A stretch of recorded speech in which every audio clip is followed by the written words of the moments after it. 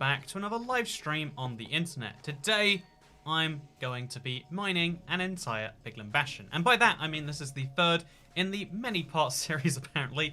There's a lot of Piglin Bastion to destroy. You don't realize it till you start to throw a pickaxe at it. And that's why I figured, you know what, we need to up our game. We need to throw down, something better than we've had before. Let's go ahead and let's make ourselves a Netherite pickaxe. This is obviously a big thing to do, and let's break this entire thing right here. So yeah, I made myself a fresh Netherite pickaxe right now, and it's going to be a really interesting one to see this entire pickaxe go from start to finish, and also to see how long it lasts in real terms, with a beacon of haste on sometimes, and just kind of going at it. So I'm looking forward to that.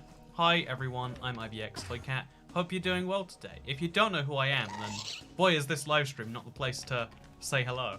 I actually saw a comment on today's video being like, you know, this is like the first video of yours I've watched, and I have no idea what you're talking about with this whole, this joke about these 6 diamonds, but you've gone too far.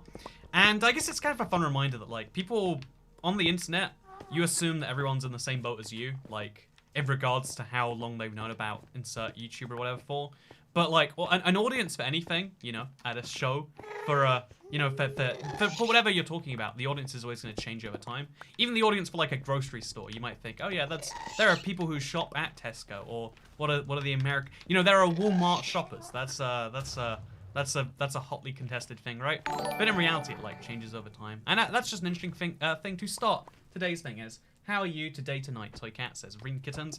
I'm doing really good, thank you for asking. I honestly, it took me so much self-control not to do speedrunning tonight. I was like, okay, I want to speedrun more than I want to do anything else, and that's why I've got to not do it. I've got to get back into some survival Minecraft, just do some normal live streams. No records being broken today, except record for, you know, most times drunken out for fishbowl. Got the fishbowl gun on today. I also got one of those slush drinks, but because it's so hot in here, I don't know why it's so hot, but like, my slush turned into just a drink. So I've got myself a drink, I've got myself some water. You know, most drinks consumed on a stream. I've also got another one of those. Oh god. I'm not showing you my drinks anymore, because I have more important issues apparently. And I forgot to bring buckets again, because I just, I don't remember until it's too late that there's a huge bucket crisis going on. So we're just going to get rid of that block there, and the lava can go away, and we can get back to dealing with stuff. So yeah, this entire pickaxe will be broken today. It's going to be a lot of fun, and if you don't believe that, then boy, you're not going to like what I have to say next. I don't know what I'm going to say next, that's so bad. But you know, let's pretend that I'm going to say something you don't like. You successfully have /summon Toycat. That is how that one works. I'm going to quickly get my chat over here so I can see you better. Thank you, my friend. You know, I say my friend. You know, it's just a polite way. You know, can we talk about this real quick? I know I don't like to dive too deep too early on. But there's this interesting thing I learned in real life about if you want to be friends with someone, just call them your friend, and they'll either agree with you or it'll be too awkward for them to say no, and then you'll have made a new friend. So just be like, hey, my friend. You know, as one of my close friends, they'll be like, oh wow, I didn't realize we'd gone to the close friend level yet. Like, this might be a guy-only thing. I'll quickly add that disclaimer that, like, relationships work very differently based on your geography, based on your, your gender, socioeconomic status, all the other factors. But, just kind of awkwardly, just act like someone's your friend, and then they technically are. It works great. Hey, Toycat, I spawned a wither in a cave under my house that blew the entire thing up and on my chest including my Netherite, so that's fun. Also, Toycat tax. See, a part of me says this is why you should have backups to your world, but the much more fun part of me says, you know what? This recovery is going to allow you to, like, something about, you know, like, we're destroying things right now, right, intentionally, but something cool about destroying and destruction in general is it allows you to rebuild in a way you kind of can't when something's already there. Like, if you look at, like, especially, like, really old cities, a lot of cities have things in just inefficient places, and if someone likes the way something is, even if it's inefficient, it's hard to get rid of it because you're taking something away from someone. But if nature does the taking away, it means you can kind of fix that, and it's great not just tax from the Welshman. Hey, to the breaking my Welshman, pickaxe. Damien Hills. Also, yeah, it's gonna be again. I'm sure by now someone's done it. I want to be the first person to like break a Netherite pickaxe by just driving it into the ground. But it's gonna be kind of fun. Today we're just breaking a Netherite pickaxe, and along the way we get some blackstone. What a delight, am I right? But yeah, so the interesting thing to me is that like destroying something gives you like the grounds to rebuild it. Like after the Great Fire of London, for instance, there was this rebuild of the city that made it a much nicer place than it was before. After World War II, so much of Europe was destroyed, but it got rebuilt in a better way. It took some time, and in some cases it was worse. But as a whole, you can finally like redesign things from the scratch, like electrical standards. Also, thank you so much, Corrugate Industries. Good to see you again today, my Dungeons and Dragonsing friend. I'm actually getting back into D&D soon. Like, I'm excited for that. Like, because for the last like 3 months, I've been pretty good with the whole like, hey, I'm going to follow rules and whatnot. And now I believe, you know what? Now the time for listening to rules is over. I think you'll find that it was announced just yesterday that coronavirus is gone forever.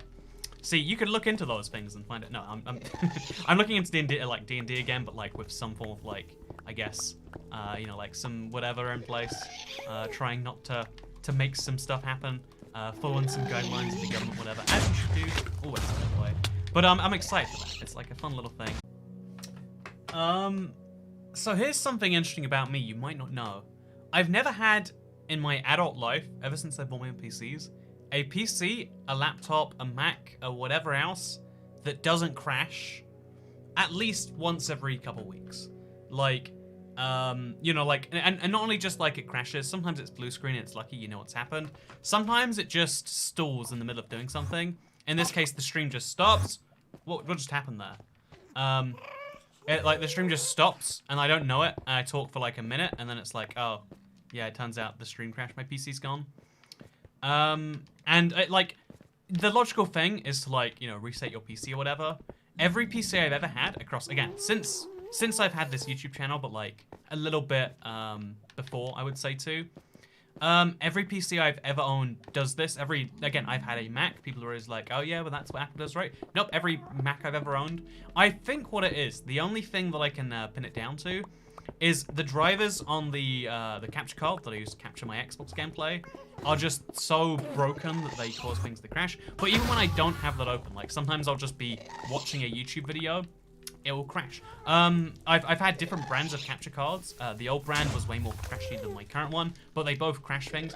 I don't understand because most people don't have this issue. If they did, it would be like fixed, right? It's a very niche, very me problem that I still don't entirely understand. So, my apologies. But it's weird because whenever, in general, when you can conclude like, oh yeah, there is this weird issue that only I'm having, it's not my fault. Like something that's very rare and only happening to you cannot be your fault, but it's, it's usually like, there is a, oh God, oh Jesus, what just tried to punch me? It's possible that it's entirely not your fault, of course. But it's also entirely possible that it's entirely your fault. Oh my God, the Nether is just a nightmare today, huh? Pro tip, if you ever want to do this project, just don't do it in a, don't find a soul sand valley. But yeah, I've had this issue forever. So sorry about that. I'm doing well. Double Ticket Tax. Hey, love the video, says Beast Mode. Hey, thank you, Beast Mode. Hope things are going well for you in South Africa. Why you kill the pigman? You know what, the pigman was just asking for it. I didn't kill the pigman.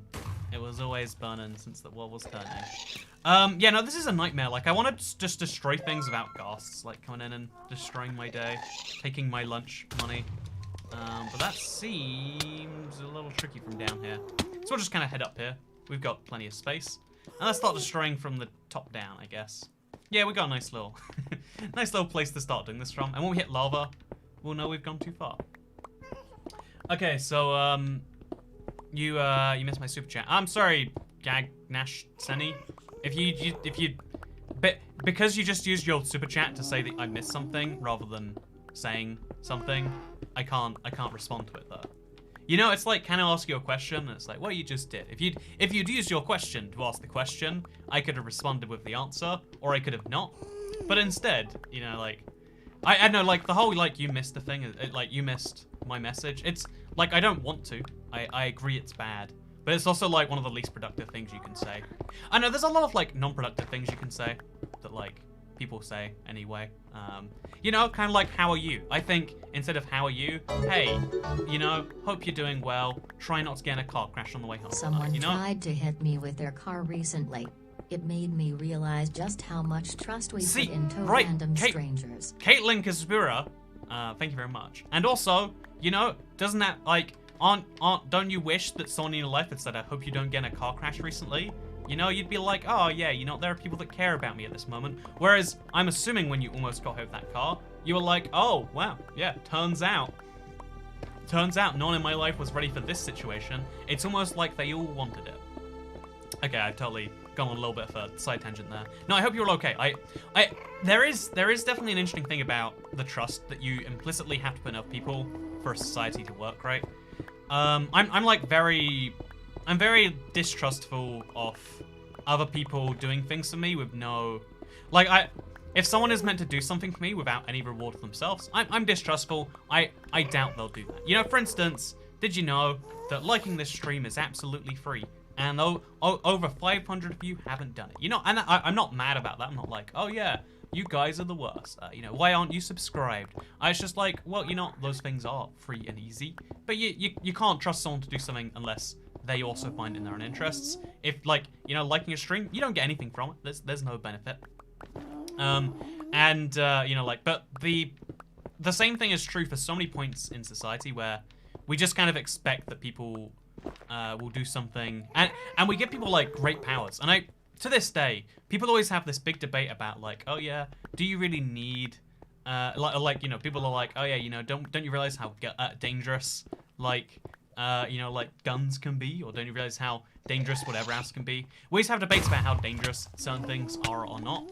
But the most dangerous thing that we're just entrusted with is this giant metal box that can kill people, can run them over, can hit other giant metal boxes and kill both sets of inhabitants. And you trust that the people in the other ones are focused enough to make the right decisions at the right time, despite the fact that we know for a fact that lots of people on a regular basis are not. And it's like, yeah, that's a scary example of that, huh? Yeah, I really do think that the biggest, like, this is an interesting thing about the status quo, right? Like, no one would ever think about, let's get rid of cars. Let's just ban them. They're too useful. You know, like, our current lives rely on them far too much compared to what we want to do. And they're kind of using, like, your status quo as a benchmark for something. It's something we do all the time without realizing. Like, you know, the current virus situation that hit the world, the reason it was so terrifying in March versus not terrifying now, despite being worse worldwide than it was in March, and despite probably in your country being a similar, if not worse, level than it was, is because the devil you expect, you know, it's better the devil you know than the devil you don't is. I don't know if that is like a religious phrase of any connotation, but it's a real phrase, right? Like, if you know about what a risk is, you can think about it, you can take it into mind. But unexpected risks you have no idea they're coming until they happen, those are the terrifying ones. Like, if you choose to drive knowing that you've got a 1 in, you know, 100,000 chance of crashing, you know, like dying, you know, let's say crashing your car this week, but dying in this year even, 1 in 100,000 chance is not too far off the average. You know, you do that and you're like, okay, whatever happens to me, it sucks, but I'll do what I can to avoid that, you know, because you can decrease your odds. But what are your odds of dying from insert a disease that just came out, you know, literally, we don't think existed in humans until 4 months ago? What are your odds of catching this thing that we don't, even right now, the transmission, we're like pretty sure about. And that's why people take, and that's why when people look at like absolute numbers, it fails to take into account the fear of the unknown versus the acceptance of the known. Like, if we know about a risk, pretty much, also I forgot that I said some, oh no, it's a regular thing. But yeah, the fear of the unknown is a real whole thing. Me clicks off stream hoping he'll never notice me, says Gatcha Wolf. Exactly, you're not, yeah, we have no obligation towards each other. But yeah, I rely on your lack of obligation towards me to make my livelihood. And somehow it works out. You know, it's a lot of trust to have. Oh, no. Okay, that's probably gone. Speaking of things that are probably gone, thank you very much to your boy, Ryan Bennett. Hi, Tokat, he is paid off. Here is tax paid off. How are you? How's you? You know, how's you? Like, first of all, you know, in normal conversation, it can sound kind of cutesy. On the internet, how's you is like, oh, that is a grammar nightmare that I do not co-sign on. Second of all, let's throw some cracked blackstone bricks in there. Let's, oh god, we got a lot of things happening here, a lot of lava buckets also. And let's get back to dumping some stuff in there. Yeah, the number of chests we're gonna have filled with blocks by the end of this is gonna be pretty absurd, right? I'm only just, like, really appreciating right now that, like, we've got a long way to go, and it's only gonna get weirder. Let's, keep on throwing in the blackstone wherever we can. I assume all the chests are gonna have blackstone in there, so let's start right over here again. Throw that in, and let's continue on. Why not use a bow for ghast, lol, says AliK. Honestly, whenever I kill a ghast, another one just respawns, so like the bow the bow solution isn't like awful. It's just a repetitive process that I'm not the hugest fan of. But you know what, let's do it. Let's go through. It's better than not, am I right? It's better than not. So we're gonna go back to the top, keep on going till we can't keep going. Slickcat, do you have an idea of what you'll build with blocks on the Bastion? So now I'm like, again, this is why I'm focusing on the destruction part first. It's like, now I'm absolutely terrified. I have no... there is a different number of blocks in this Bastion than I thought there was. So now, I have absolutely no idea. I had a really cool idea in my mind, but I have far too many blocks for what I wanted to do. So, I think the reality is I'll just, like, make a... I'm not sure at this point. We'll work it out, you know? We'll work it out. Oh, Lord. Speaking of working things out, this ghast has some issues that it'd be nice if it spoke to a therapist about rather than badgering me with. But yeah, I've got like some loose ideas in my head. When you almost die of a heat stroke for a sandwich. You know, first of all, is it hot in Canada, or are you just a heat strokey person? Putting trust in people is so hard, especially when they broke that trust. My parents went a home run the other day, and it's lucky they weren't dead or seriously hurt. 1 out of 2. Ooh, there's a second one coming. You ready for this? You ready for this, chat?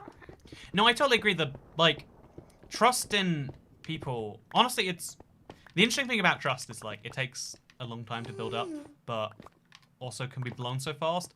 But then, like, that's with people in our life. But then we're expected to trust, like, society at large without too much downside. And that's why I have the simple rule of, like, okay, trusting people is real hard, but you've got to try and hope that people have some incentive system in place that makes them want to be trustworthy. Because, that makes them try to be trustworthy. Like, it's kind of like, you know how eBay has this feedback system? Wait, there's going to be another super chat, I think, if it's 1 out of 2. But you know how eBay has this, there we go. We got it. Okay. So, thank you, Jessica Foster. I have 4 different people called the cops, and 2 cars chased after them. He sped off so fast, they couldn't catch up. Got a license plate and almost hit several other vehicles. Jesus, right? See, like, the societal level trust we have to have in each other is a lot higher than I guess people realize or think about. And again, my golden rule is like, you know, if someone doesn't have some external incentive system, again, eBay feedback's a great example. The reason you don't get screwed by buyers on eBay is because 1, you can get refunds easily, and 2, it hurts them in the long run to do so. Even if they want to be dishonest, they want to just be like, look, you've taken up so much of my time, I'm just keeping your money at this point, you insert thing here. You know, it's something that you might think is justifiable sometimes, but is very much against the rules. The way they enforce the rules is by being like, well, if you break them, this thing happens to you. That's meant to be the concept behind, like, Uber has reviews too, right? If a driver goes below 4.5 stars in Uber, they're like, no, we don't want you here anymore. Like, so that way, if you get like an Uber driver who's always like marketing, like, you know, MLM scams, or like, you know, like if you get a guy who's like vaguely threatening or just isn't a very pleasant driver, in theory you can be like, yeah, I didn't like this guy, and then they can take some action about it. Bro, your content is amazing, says Biggie Cheese. Thank you very much. You know, I don't know if I agree. I'm always like, I go through like phases of feeling like really good about YouTube and feeling like, what is going on here? The weird thing is like my thoughts about a piece of something seem to never be reflected by like how things go on the YouTube end itself. Like I know I've got a lot of my most viewed videos, the ones I never anticipated, and a lot of my videos that I put the most time and effort into are the ones that never go anywhere.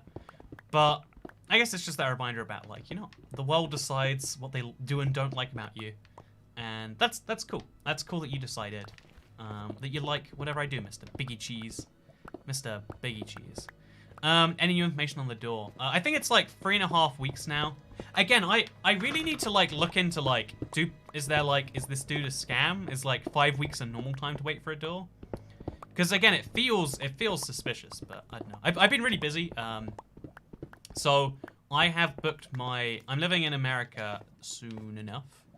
I booked my flight today, or like one of them. It's a whole complex scenario about right now. You can't go to America if you've been in the UK in the last 14 days. So guess what I've got to do. But yeah, so I've started that complex process today. I'm really excited. I'm like things are happening. You know, like I don't know if I'm worried that I'll like get there and be like, actually, you know, I'm not sure if I do like living in the US or this city whatsoever. Stop saying like, says Joker. But like the thing about saying like is that like it's a really easy filler word. Like I could not say like, but if I didn't say like, I would just be pausing uncomfortably on words. And I don't know why, but I think most people prefer crutch words. Not like to hear, but like to say out loud. And I'm definitely one of those people, I'd say. But why? Why would you do this? Why does anyone do anything, Mr. Who are you? Why does anyone do anything? If you think you know the answer to that question, then tell me the answer to this question. Hope it goes well for you. When is your flight? It's in a month and a bit, actually. It's like maybe let's call it like 6 weeks from now. No, it's just under 6 weeks from now, I guess. So that's a big scary leap forward. How long are you gonna spend in America? 3-ish months is the plan right now, and then I can like extend that later if I need to. It's crazy actually, because I actually have like there is a way for me to live in America because I'm a this is a dumb thing. I'm not gonna talk about visa law on the internet, but like I find it really dumb, but also like okay, you know, here's something I found dumb on the surface. Let me tell you my whole thoughts about this, because on the surface I hate it, but also it kind of makes sense. If to become like if I want to just be if I just want to live in America, like not become an American citizen, not be entitled to any benefits or whatever, just like be in the United States of America for the purpose of employment reasons, which technically speaking, technically speaking I would have to be. I have to like get like an immigration lawyer involved. They have to like make a big case for me and about how I'm like a famous it's a whole like complex thing. Or also I can make a case that I'm here on short-term business reasons. Like you have to come up with a whole like immigration case, and then like I don't understand perfectly, like immigration judge makes a decision, and it's like, man, this is a complex system. And at first like my mind is like, this is dumb, I hate this. We really hate to waste the super chat. Want to see me do it again? Oh man, that super chat is wasted, Brian P. Ferrodoc. I can't believe you did that. Absolute madman. You know, prove you can do it again. Prove you can do it again, damn it. But yeah, I thought it was dumb on the surface, but then I was like, okay, well actually, you know, if you are going to have like a limited number of people come into a country, which, you know, like for whatever reason you have to do, obviously, then isn't the best way to limit it by people who are like best able to make their case, and anyone who's willing to go through the effort of hiring a lawyer to do something probably has a better case to make than someone who's just like, I guess I have nothing to do that Thursday. But anyway, yeah, like complex systems. Again, trust in another person. Have to trust that person makes a good case for me. Have to pay them some money on the thing. There's a whole thing going on there. Hey, thank you very much, Mischievous. How are you doing? I hope you're doing delightfully today. I hope that you're not feeling too mischievous, perhaps we could say. Hey, just Slimmer. Thank you. Good evening, Toy Cat. My husband makes door frames and installs doors, so 5 weeks is about average for ordering a door. Woman shrugging. See, you know, single-handedly, I'm not gonna look into if that's correct or not. You know, I'm gonna trust you, partly because, you know, you're Jess Slimmer, the slimmest of the Welshes, but second of all, because of the because like you know, there's like this implicit bias where you want to believe certain things are true. So if someone says it, you're like, you know, that allows me to do what I was doing anyway, i.e. nothing. So I like that a lot. Like if someone tells you everything's okay, it's easier to believe than if someone tells you that, like, actually, you know what, 5 weeks isn't normal. Better contact the Better Business Bureau and, you know, like, better, you know, start, like, filing a lien against his... You know, like, if you said all of that, I'd be like, you know what, I'm gonna have to look into that. Because you said it's fine and yet, you know, your husband makes doors. It's like, that's a figure of authority. That's easy. That's great. That's wonderful. Like, trusting information that you already want to agree with. It's interesting because, like, it's the same with me in hotels. I posted a hotel review recently, and someone said whenever they go to a hotel room, they bring a UV light. Have you heard about this, by the way? Like, people who bring UV lights to hotels, like the ones that can see... Oh, it's called ultraviolet light. I don't know why ultraviolet light tells you if someone's been cleaned or not, but, like, you can see a lot of, like, gross things of UV light that you can't with normal. So, oh, okay, we're gonna have to pick these blocks up, huh? But some people, like, I always hear about people who do that. And it's like, why would you do that to yourself? What? No! No! Okay, we got it. Also, we're right by lava. That's a real and genuine concern right there. But yeah, whenever I hear about people that do that, it's like, why would you do that to yourself? Who wants that? You know, like, who wants to think to themselves every time they're in a hotel? Which, statistically speaking, like, the average hotel room is a lot less clean than we would all like to believe. That's a sad, but, you know, real fact. But by making yourself aware of it when it happens, you're just making the world a scarier place. Because, you know, like, if there is, like, some dried, nighttime activity stains on your bed, just realize how bad auto-generated subtitles are. Yeah, so much recently it's been saying that I'm a sex cat thing, and I guess that's me. I couldn't do that. I'd never be able to sleep in a hotel room after that, says Tiffany. Exactly, right? Like, that's exactly my point. Like, if you do it, you're just ruining yourself. Even though you're finding out, like, information about the world, and, like, we should all aspire to be more knowledgeable people, it's also like, no. The moment you do that, you're just ruining every hotel you're ever gonna go to for a very long time. Probably best not to. That's my take on this one. Maybe it's a bad take because it makes the world a worse place in some way, or maybe that's just the correct way to be. We won't know for sure until it's all said and done. But the idea of, like, learning information that is only going to make you, like, sad is like, ooh. Or kind of we could go the opposite way and be like, well, I should be willing. I should want to know about those things. I should want to try and find out, like, oh yeah, there's this giant... I like to think the bedding in hotels is new. Oh yeah, exactly, Silica. That's how I like to imagine. Like, this is brand new bedding, has never been used before. As soon as you start thinking about it, it's like, oh no, this is gross. This was washed last night by a machine, by the way, not by hand. There's no person checking it's been washed correctly. It's just like, oh yeah, someone took this, you know, bed, they threw it in a machine, and then, you know, an hour later when it was done, they took it out and they throw it on. Do they have an interest in you having a hygienic stay? No. It's pretty much anonymous, you know, like, which person works which room. So, like, is it the biggest of deals to them if you complain? Are they losing their job over that? If it happens a lot, maybe, but, like, there's lots of layers of, like, trust. There's lots of weird, like, oh, you're sleeping in someone else's bed, effectively. And the simplest way to think about it is just to not, right? Which US city do you plan to live in? For the first month, Vegas. Probably all 3 months, but, like, I'm gonna, like, go month by month so I can choose to move if I, like, hate everything about Vegas, which is, it's possible.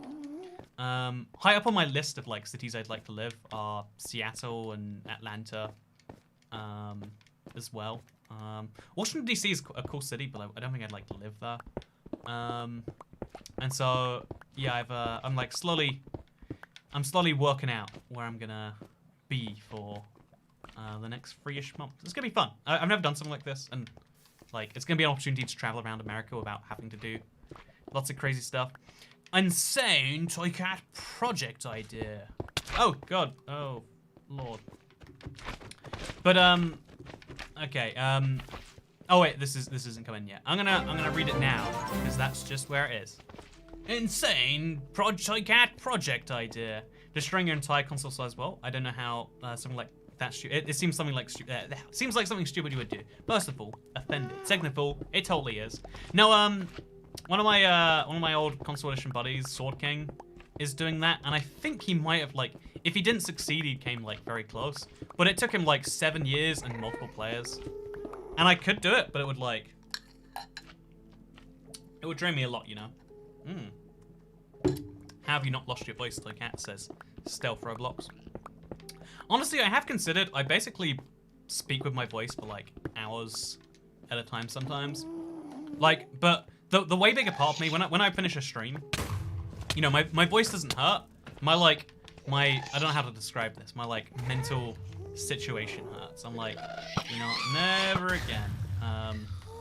No, I'm really glad that I'm like I guess like what's the word, like less asocial, antisocial, but no, like introverted.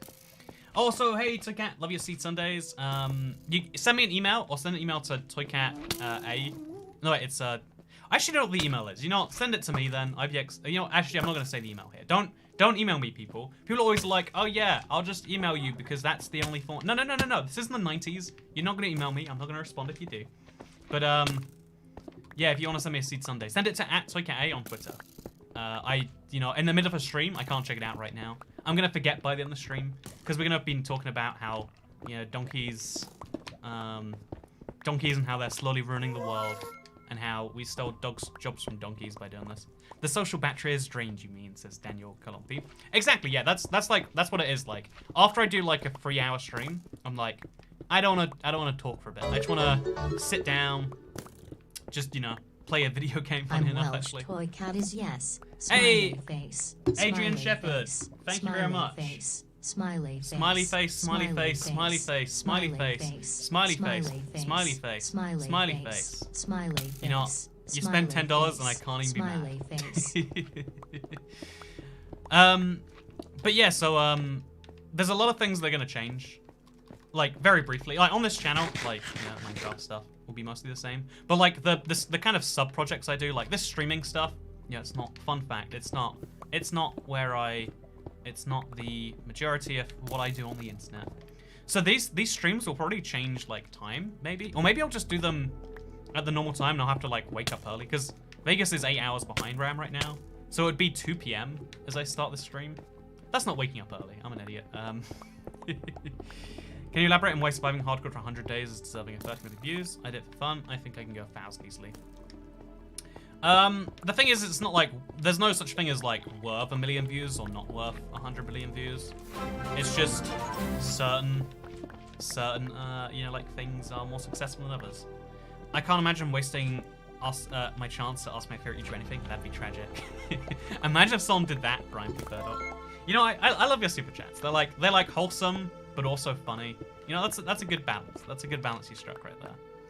Also, my favorite bit of the Toycat stream is the awkward end. Also, my brother said you're an idiot, so make that what you will, Andrew. You know, well, you're Frosty the Panda, so who's the real idiot here?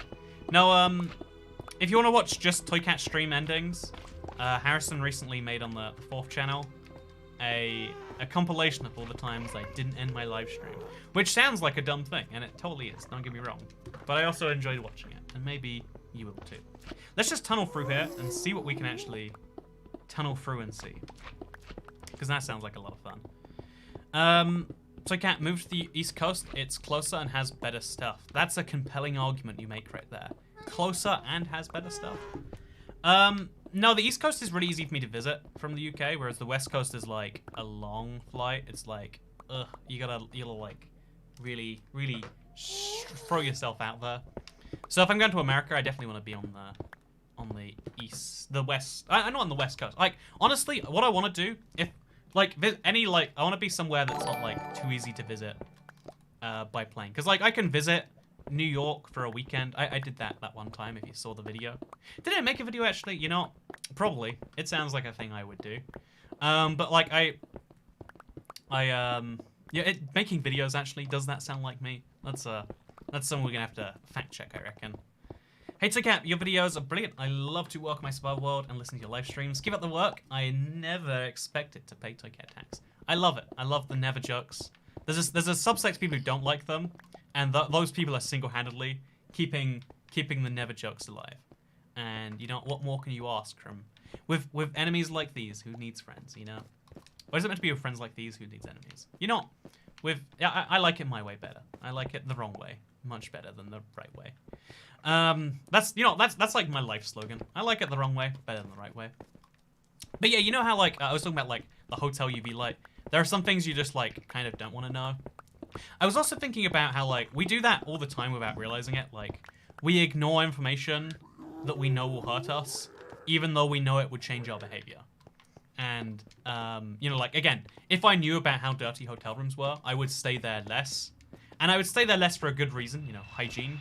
But also, it's like, oh, I don't want to do that. I prefer living in my ignorance bubble of being able to go to a hotel and not cringing at the bed sheets or whatever. And a lot of people have that, like, for so many things. I mean, like, dieting advice, for instance. Like, there are so many, you know... Oh, there is gold in the base. Did you know there was gold in the base? Is this me learning this for the first time? Is that morphle blocks? No, that's the same block. I'm an idiot. But, you know, like, there is an objectively correct diet for you, for even just the average person.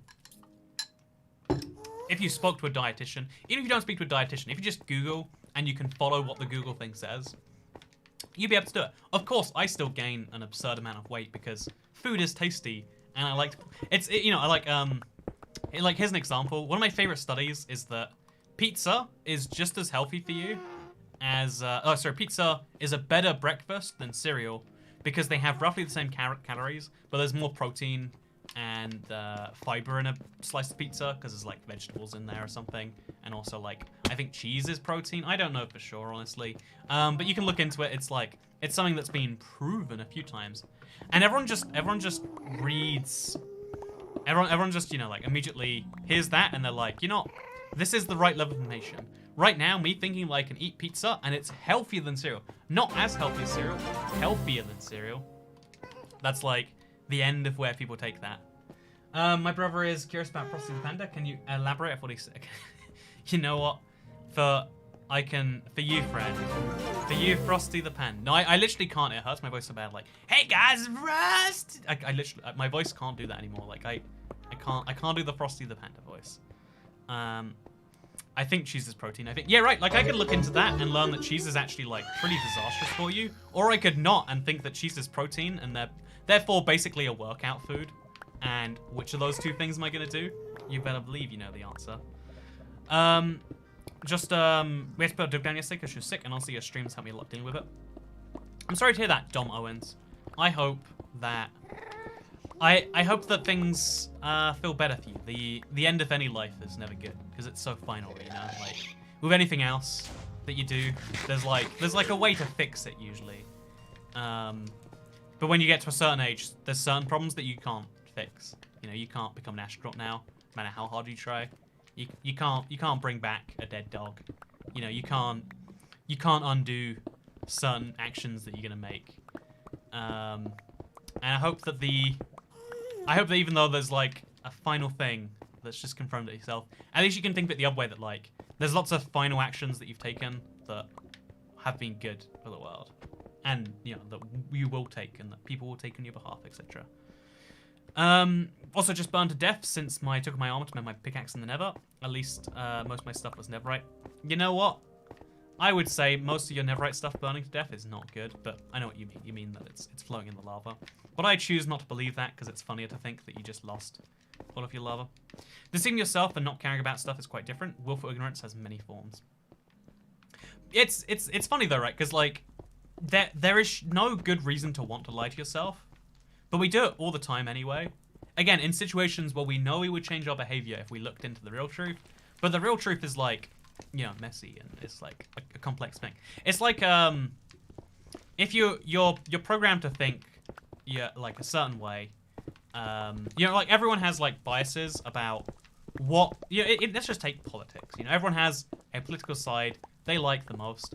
And when you then take that political side and you put words to it, then when you start reading about things that are like good and prove your point, you're like, aha, I'm right. Can you MFers see? And then if you find something that proves that you're wrong, you're like, no, this is people slandering the good name. Like the correct thing to do with any, like when you have like some political belief, like, you know, raising taxes is good, raising taxes is bad, that we should not kill the homeless. We should, you know, like whatever your, you know, like belief is, and you're looking into whichever team or side is doing that. You should be looking at something like trying to disprove yourself, but we don't do that for ourselves. We don't look at things with a critical lens because it feels so much better to feel like we scored a goal, you know, like, yeah, my side won one here, you know. We pulled off a good one. We got a win on those darn insert, term for the other side here. I need to top up my drink, by the way. I brought another one of these, like, frozen thingamajiggies. So the plan is to put more slush in my existing slush. But this one's yellow and this one's red. So I'm going to make a nice orange. That's the plan. Let's see if it works. By the way, thank you, TikTok. Actually, no. I'm not gonna... Oh, wait, you are TikTok GB from Twitter. That's nice to know. Oh. Okay, is it going to become slush? Oh, it's becoming orange. I did, in fact, predict it. This looks so appealing, too. Like, this is the perfect color of orange, because it, like... I don't know why this is true, but drinks that change color, like, from top to bottom, look objectively better than drinks that don't. Again, that shouldn't be true. A drink's color probably should be solid. But it always looks great regardless. Night to Cats, 11 PM. Didn't think you'd know SA. You know, I know essays. I had to write so many of those as a kid, man. No, South Africa. Oh, I even know, like, one of the things, I only learned this, like, 5 years ago, so don't let me convince you I'm a giant South African nerd. But recently I learned that, like, I saw, like, a South African license plate, maybe, and I saw it was ZA. I saw it somewhere, and I was like, why ZA? Like, South Africa, ZA? And it's like, oh, it's Zuid Africa. And then that's why ZAR is, like, South African Rand. Rand is such a wacky currency name, by the way. Again, to this day, I need to look into why that is. Or I could not, and I could believe it's because they are Rand people. Wait, Rand.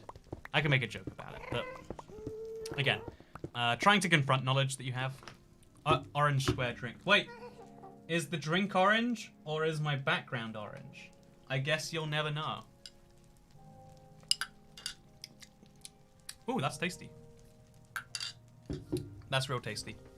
But yeah, hi to Cat, I love your personality, says Mimi. You know what, Mimi? I love your personality. Actually, that's not true. I might hate your personality.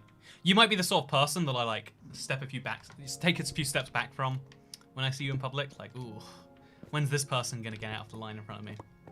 I hope you're not. But, Zuid Africa. Yeah, it's Dutch, right? Like, but the thing about South Africa is, like, I always, like, have that intuitive sense in my brain that, like, there are Dutch people in South Africa. I know about the Boers or whatever. The Boers. But I didn't know that they were... Like, I would have assumed that South Africa would be SA. Because I can't think of any other country that... Wait, actually, SA country code. Is there another country that stole that from them? SA country code. SA is... Oh, SA is South Africa. Huh. It's the dialing code. So SA and ZA are both accurate? See, it's very confusing to me. Oh, it's Saudi Arabia. Saudi Arabia. I'm an idiot. But yeah, you live, you learn. I'm glad me knowing about your country's abbreviation is something you enjoy. I've really wanted to visit South Africa forever, but I have a I sometimes meet strangers on the internet. It's a bad idea, but I met a Canadian guy who like traveled a lot of the world, and he said that he really enjoyed South Africa, but like he was like, oh yeah, well of course to go on a picnic I had to get an armed guard to go with me. And I was like, wait, you had an armed guard on a picnic? And he's like, yeah, well, of course. You know, this is South Africa. And it's like, I don't want to go anywhere where, like, bringing an armed guard with you to a picnic is like, you wouldn't bring an armed guard? Like, I saw a video of this Australian dude recently who, like, grew up in South Africa. And he's like, oh, yeah, there was an electric fence around my community. But that's just normal, you know? It's like, wait. You know, might be normal for you, but we're gonna have to take a few steps back on this one, you know? You have to take a significant number of steps back. Someone's gonna have to explain this step by step. Also, I have a friend in South Africa, and she always uses SA because we talk in English, not Dutch and Afrikaans. See, if you're Dutch and your friend is in South Africa, why do you talk in English? That feels very weird to me. Is that the whole accent thing where, like, I've heard this, that German, like, there are Germans, because German accents vary so wildly across, like, Austria, Germany, like Bavaria, and Switzerland. That, like, even when two German speakers speak to each other, they're like, you know what, do you want to just switch to English? And they'll be like, yeah, you know, that'd be good for both of us, wouldn't it? And that, like, blows my mind that people who can speak the same language would be like, you know, let's just speak a different one anyway. You know, I can't imagine being like, you know, it's easier for me to just speak to you in French than in English. If we both spoke English, you know. Also, guy from Flying the Best. Oh yeah, wait. First of all, Archie F. See, right? I find that crazy when someone like recognizes a channel I'm talking about. It happened the other day when I was talking about the I mentioned some like wholesome prank from the channel's called Vlog Creations, and a guy was like, "I know the one." That's cool. That's cool. You know what? You guys watch YouTube like I do. I always assume because like I'm just like really into YouTube, but like the odds of people who are here on a random Minecraft stream knowing about any particular channel is going to be low. But it's nice to know that that's not correct. Okay, we need to get rid of some stuff that's just piling up. Also throw away a lantern. We got 8 lanterns now. You know, you might think that we're not making big stacks here, but let me tell you, we totally are. Hello is hello in German. But yeah, so yeah, there's this channel called Flying the Nest or something like that. And the whole idea is like, oh yeah, we're flying around the world. But then recently, because of COVID maybe, they're like, we're gonna have a child instead. And first of all, it blows my mind that like having traveling around the world and having a child are like remotely comparable dreams to anyone, you know? Second of all, I looked at this guy's, again, I'm not gonna talk about a channel that none of you know about too much. Don't worry, I'm not gonna do that to you. But I watched this YouTube channel. I think they're very interesting.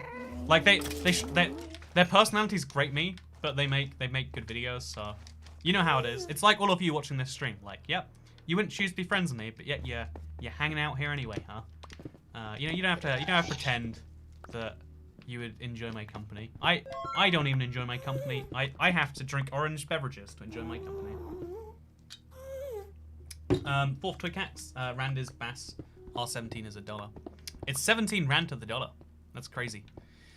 But yeah, as I was saying, yeah, it's crazy. It's interesting that there's this channel, there's these people, and forever I was trying to work out like what the heck was wrong with their accents, because like they sounded Australian, something, and then they explained like, oh yeah, I grew up in South Africa, and there was just an electric fence around there.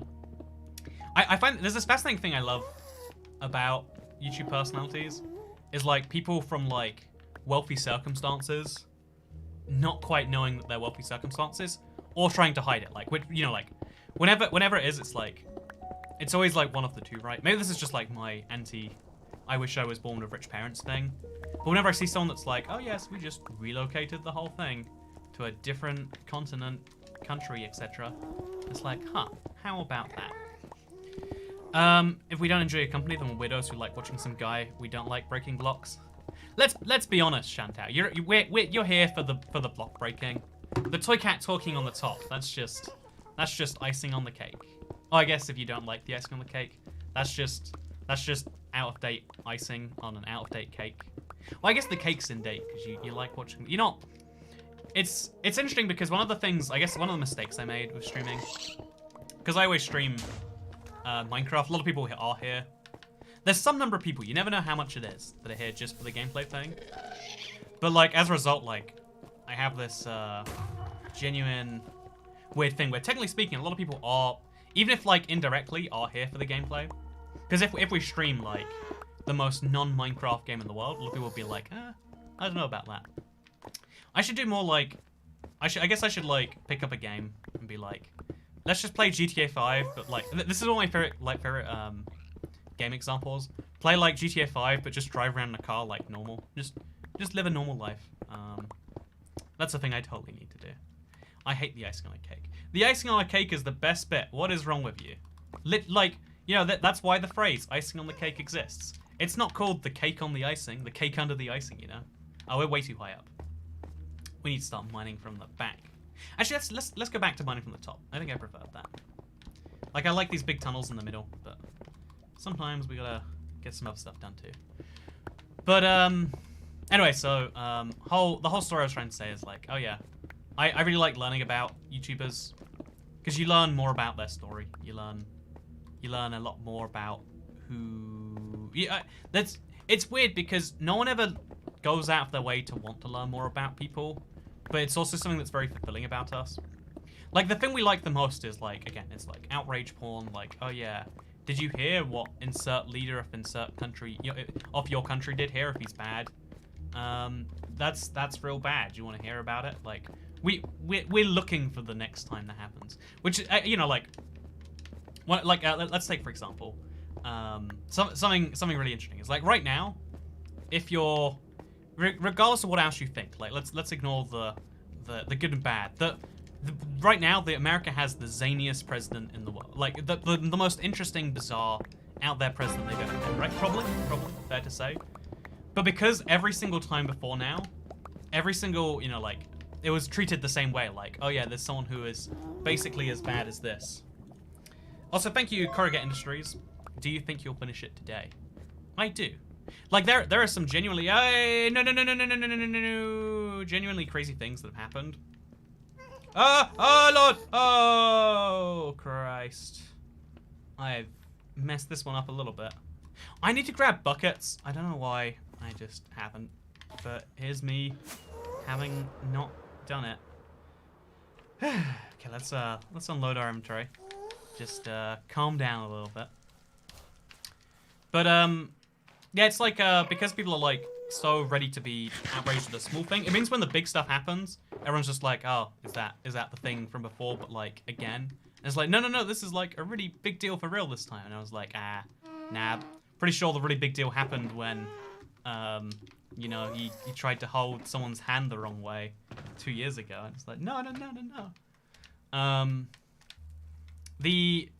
The whole idea of like, okay, we're gonna grab some iron. We're gonna make 13 buckets. That's a nice number, I think. And we're gonna get rid of some lava. That's my plan. So where is a crafting table actually? Do I not have a crafting table in the Nether? I should have one, shouldn't I? Seems like a thing that a person would need. Okay, we're just gonna make a crafting table in the middle of this tree. It'll be great. Aren't you also British? It's so late here in the UK. It is 10:22. If that's late to you, I'm concerned.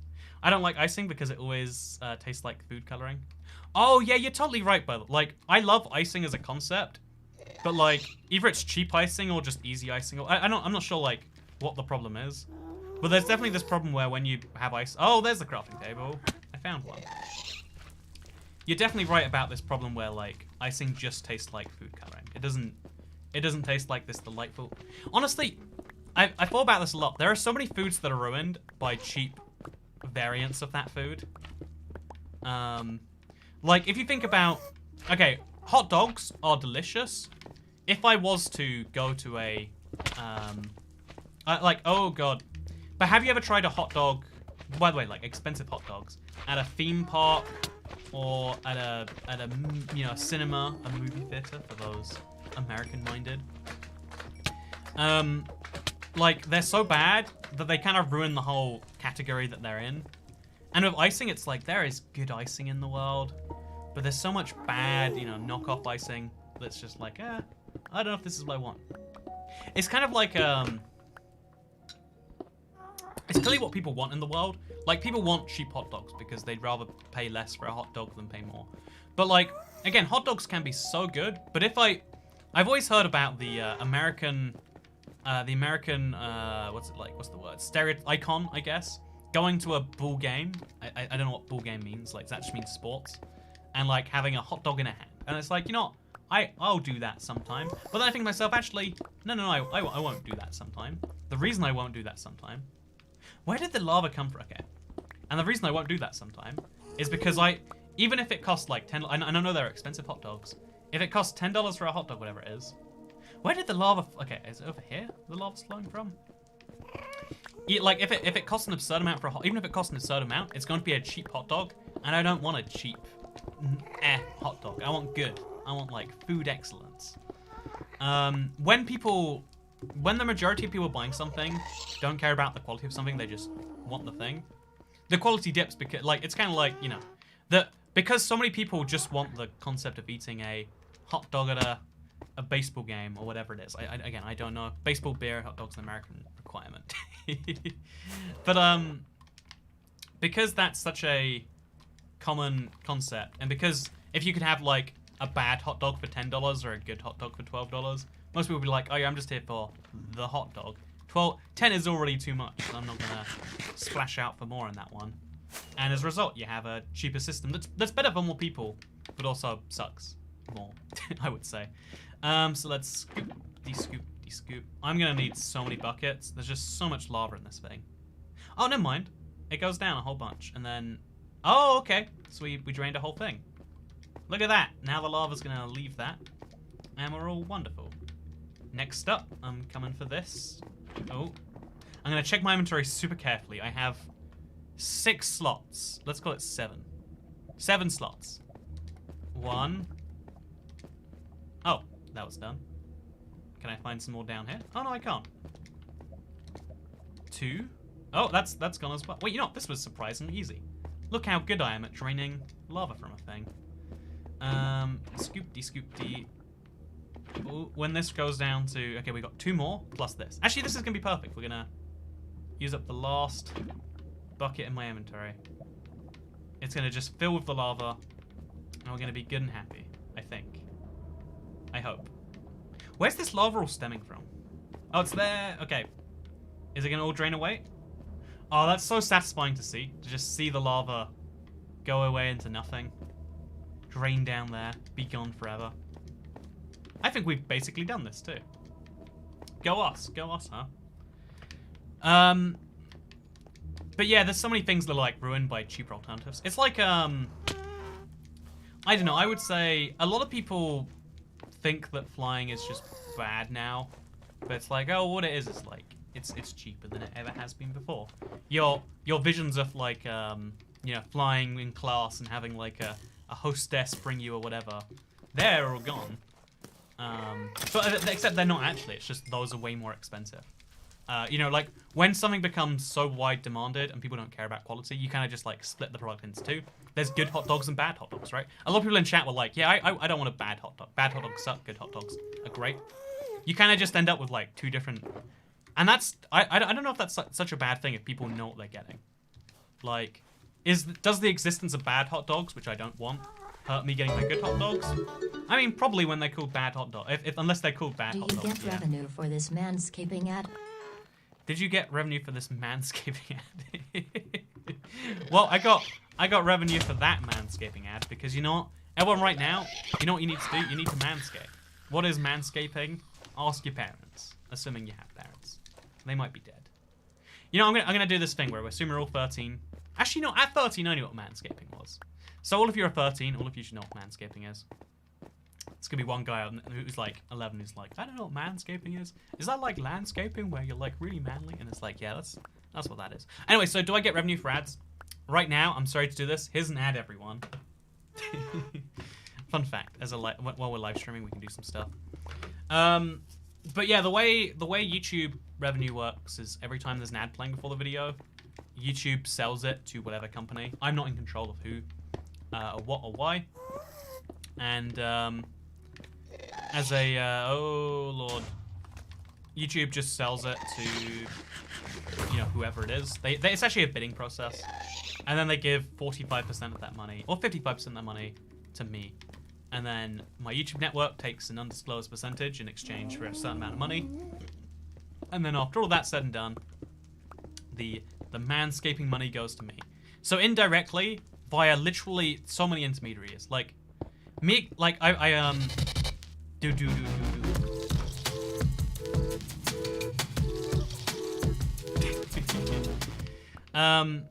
but yeah, whenever you watch an ad, in a weird way, they're paying, in the most roundabout way imaginable, they're paying you money. Which is why it's so complex. I had to, for tax reasons, I had to declare whether most of my money came from the EU or outside the EU. And it's a really tricky question to answer, right? Because, in theory, if you watch my video in the EU, and the advertiser is in the EU too. Oh, by the way, this is like, the UK is not in the EU, but we also are. Just pretend we are for the sake of this. Like, if the advertiser's in the EU and you're the viewer in EU, is the money actually coming? Like, because then it goes from the EU to America, from, you know, to California. Then it goes from California to Canada to, you know, some money to go there. And then that money comes from Canada to the UK. And it's like, was that money made in Europe or was that made outside of Europe? And the legal answer is like, let's hope we never have to test that one. Because thankfully, most of my viewers don't live in Europe. Fun fact, actually. You know what? Do you live in Europe right now? Say yes or no. Let's see if it's different for live streams. Because I don't have stats on where people watch my live streams. So, you could all be Europeans, you know? Do you live in let's say in the EU, actually. Yes, yes, yes, no, no, no, no, no. See, overwhelmingly no. I'm always shocked when we have, like, a New Zealander.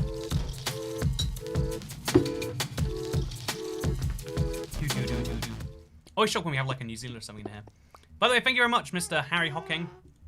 And indeed, Oxymoron for becoming a support cat. But yeah, so, nopity nope. This is kind of fascinating. Anyway, so, I've been watching chat the whole time. I hope you enjoy watching chat. Canada is an honorary member of Europe. I don't want to dive too deep into geopolitics here, because, you know, I've got a whole channel for that. But Canada is technically on the list of countries that are allowed to join the EU. And it'll never happen, like, for obvious reasons. But it's fascinating. It's like, what if, you know? Like, in the same way Australia participates in, like, Eurovision. Because, like, they're not European, but also, like, well, you know how they be. You know how they be. I live in Scandinavia. You know what? I love me some Scandinavia. I'd happily live in Scandinavia. Actually, I can pretty easily live in Scandinavia, but I've got a few... I want to live in America, like... So, here's a fun fact. I make all my money in US dollars. Again, I explain the whole complex process where it goes via something else. Actually, let's not talk about money too much. Whenever I do this, it always... Again, I don't want to be the guy who's like, hey, you guys know I make money from this thing that you're watching. You know, maybe you come here to unwind from that. And if you don't come here to unwind from that, you know what? Something. Wouldn't you like me to be a thousandaire? Why aren't you giving me $2, friends? But, you know, I, to this day, my favorite, like, little bit we've done is like, oh yeah, let's make Toycat a thousandaire. And we actually got 500 people to give $2 so I could have $1,000. That was no logic. It was just like, I would like some money. Money's nice. It was that reminder that if you're transparent with people, they're usually much nicer than if you try to sneak something out of them. That's why I like people who have transparent objectives about why they're helping me out. Like, I felt really bad recently. I spoke to an accountant for a really long time. Toycat Hub. Never. I'm not sure what those words were. One sec. I'm gonna recheck them. Toycat Hub. I can't do it. Thank you though. Whenever someone super chats, it's like, you know, they have a good point. I can't interpret that, you know? I can't interpret that. It's my birthday today. Happy birthday, Gemini Wee.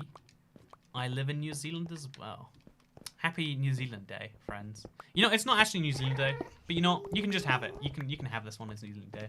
Who's gonna stop you? Who's gonna stop you?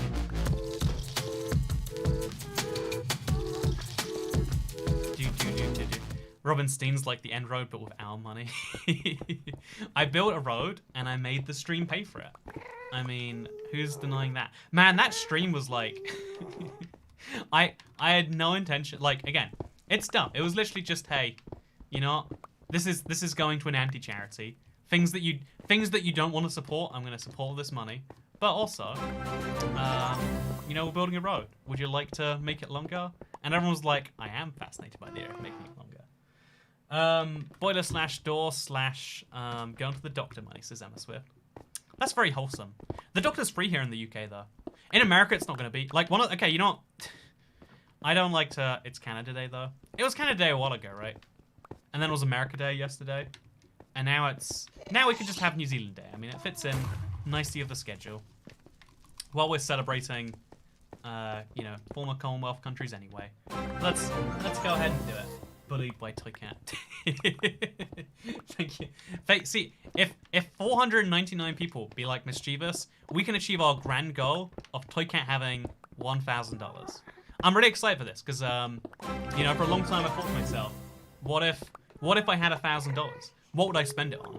I don't have plans of what to spend it on. I just like to have it, you know, just so I could, I'd have $1,000 more next to my name, and it'd be great.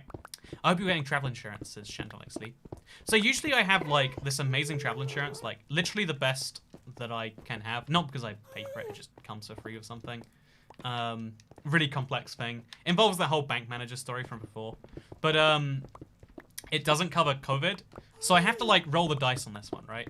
Like the cost of the only like I have no real fear about getting this magic you know, this thing. But I have a fear about like, oh god, if it gets bad enough that I go to a hospital, I know how much American hospitals charge. I know how much American hospitals charge for things. That's a non-insignificant. That's like, I don't know. I probably will just have to insure it, but like, because it's gonna be 90 days or something, insurance is gonna be wild. Because usually I don't know. It's interesting that let me flex on my American homies here. Let me flex on you so hard. But when I go to America, I get like 100% free everything. Like it's all covered by insurance, which is interesting because even if you buy American health insurance, which costs hundreds of dollars a month, you still have to pay deductibles or co-pays. I don't understand American insurance, and I really don't want to, honestly. But because I just have like this very complex, confusing story behind why I have travel insurance, it covers the same, but it's 100% covered. Like, well, 0% of my costs are paid by me, but it's free as opposed to that. And it's like, that's nice, isn't it? That's and it's not actually free. It's that I obviously pay for something that it comes complimentary with. But that's a whole different point that I'm trying to raise. Also, thank you very much, Peacocking Fox and Howl I Hates Demons. You know what? Look at me, stacking up the £2. You know, you guys, I'm glad you are believing in my dream of just you know, if just 496 more people pitch in, we can achieve this goal. And I know a lot of people are gonna ask, like, why do you want to do this, Toy Cat? And my answer, you know, again, I want to clarify. I'm gonna be very transparent. I'm not gonna tell you where the money's going. It's only going to be spent on things that you don't like. Here's an early birthday present, because even if you do decide to stream on your birthday, July 13th, I'm busy all day. What are you doing on my birthday, Corrugate Industries? Free up your day and come watch the Toy Cat stream. Now, there is an interesting thing here, right? I don't have 1,000, but I do have this hashtag Macatoykata1000 there. I love how... See, again, like, either it's the dumbest joke ever that I like that is profitable, or people do just like the, oh yeah, that's, you know, like that's what most tips are going towards most of the time. You know, you always like to imagine there's a better goal, but it's just I'd like to be 1,000 debt. That's I'm glad that you do as well, Jimma Jam, Jiru. My complex story is why I have travel insurance is that I have a job, says Chantal Lee. Wait, you have a job that you have to travel for, or do you just have travel insurance all the time anyway, you know? It's complex, that's all I'm saying. What are you doing with all this blackstone brick? Thinking of throwing it into lava, honestly. Might be a good idea, chaos rendering. But yeah, thank you very much, Reen Kiddens, who has not only given me $2, you know, 1/500th of the way, but 1/250th, or 2 500ths. We can fractional day. Buy another jet ski, says Hexatron. See, that's what happens when you make specific goals. You can only disappoint people. Make non-specific, vague plans. I'm going to Vegas. I would like to drink some drinks, probably. You know, tacos are expensive, right? How much is a taco? I forget. Is a taco $1 or like 1,000? I know it's like somewhere in between. But like, if we have $1,000, we'll be covered, just in case. So you literally just have to ask nicely and we'll give you all our money. It's like an anti-mugging, you know? It's like, hey, give me all your money. Like, only if you want to. Like, I would love to do that. It's probably a crime. I would love to like have a mugger's outfit on and be like, give me your money, but like only if you feel like it. Like, I don't want you to be on the spot or anything. I'll come back later. It's included in the basic benefits packages here. See, that's really cool actually. That's like, again, the idea, like when something's complimentary in that sort of way, like when it's risk-based, all you've got to do is like use a disproportionate amount, like travel every week, make it work, you know? Digging a chunk down to Bedrock, enjoying the stream, says Charles Burfield. That is one of my favorite projects to do to this day. And thank you, by the way, for 199 as you do so. Cookie Cat Sant super chat, so here's his $2. You know what? Thank you, Corrugate Industries. We are totally getting there. Reverse psychology. I think we've proven this as a fact before. If like, I think more people are willing to tip if you say, no, don't give me your money, you monsters, than if you say, do it. But again, I guess, like, again, if a mugger actually said, hey, I do have this weapon, but I'm not going to use it. It's just, I'm, you know, like, I'm not really comfortable with that. I would just like to go for a thing. I've been watching this the past hour. I realized it was live. I feel stupid now. Anyway, take my money. You know, thank you, Sizzle Cat. It's crazy how many people say that every live stream. I think, honestly, I've been considering switching off YouTube just for the reason of, like, having my streams be separate to my videos. Like, maybe I could upload them later and, like, put them on the 4th channel or something. But I've definitely been thinking to myself, like, you know, doing, like, having the streams be the exact same place as the videos. Like, I wish Mixer was still around, because, like, I'd love to set something up over there. The only other platform right now is Twitch, which I hate, and DLive, which is a weird thing. Or Facebook Gaming, no, never. Or, like, what is it after that? Like, we've got... There's another weird site, I don't even know the name of it. Could go to there. I don't know, it's just the whole thing. This is how much a taco costs, says Dr. Death. Thank you very much for your 1 taco contribution. Is that... You know, actually... Chat, I would like to have 500 tacos worth of money. This is the new way you describe $1,000. How about you give me 1 taco, and then we'll get on our way, shall we? You can stream on illegal websites. But no, I want to have like I just want to have a place where people are like, here's where I can follow the streams. But it hasn't been, my search has not been successful yet. Maybe it will be one day. That would be a nice day. You may steal my money. Wait, right now, actually, $2 off 70%. Don't spend on a cheap hot dog. I'm going to buy a cheap hot dog at some point in the future. Again, I'm going to be honest with you right here. I am going to spend some amount of your money on a cheap hot dog. Not because I want to, but because I'm going to make the mistake of thinking it's a good hot dog. And it's going to be too late for me to realize and go back. And I'm going to just be awkwardly be like, yeah, I kind of wanted this. I'm going to be sitting there like, yeah, this is basically what I wanted anyway, right? You may steal my money.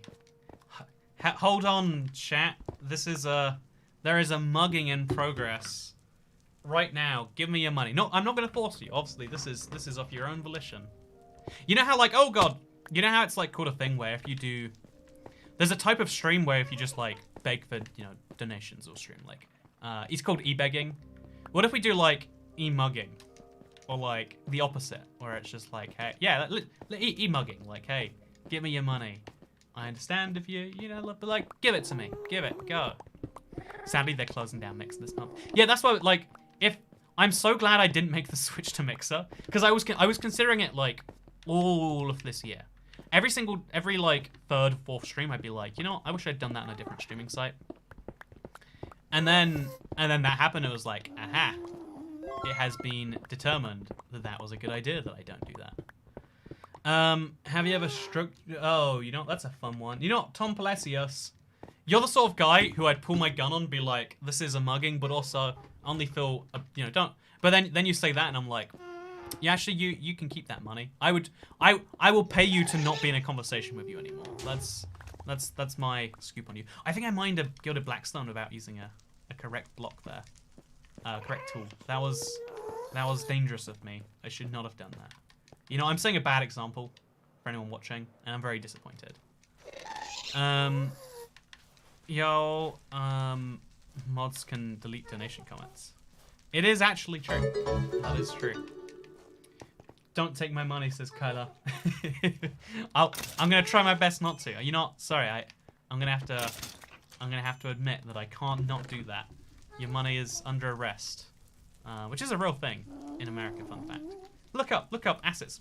What's it called? Like civil forfeiture. There's a really dumb law in America where your money can be sued and taken away from you, and it sounds dumb.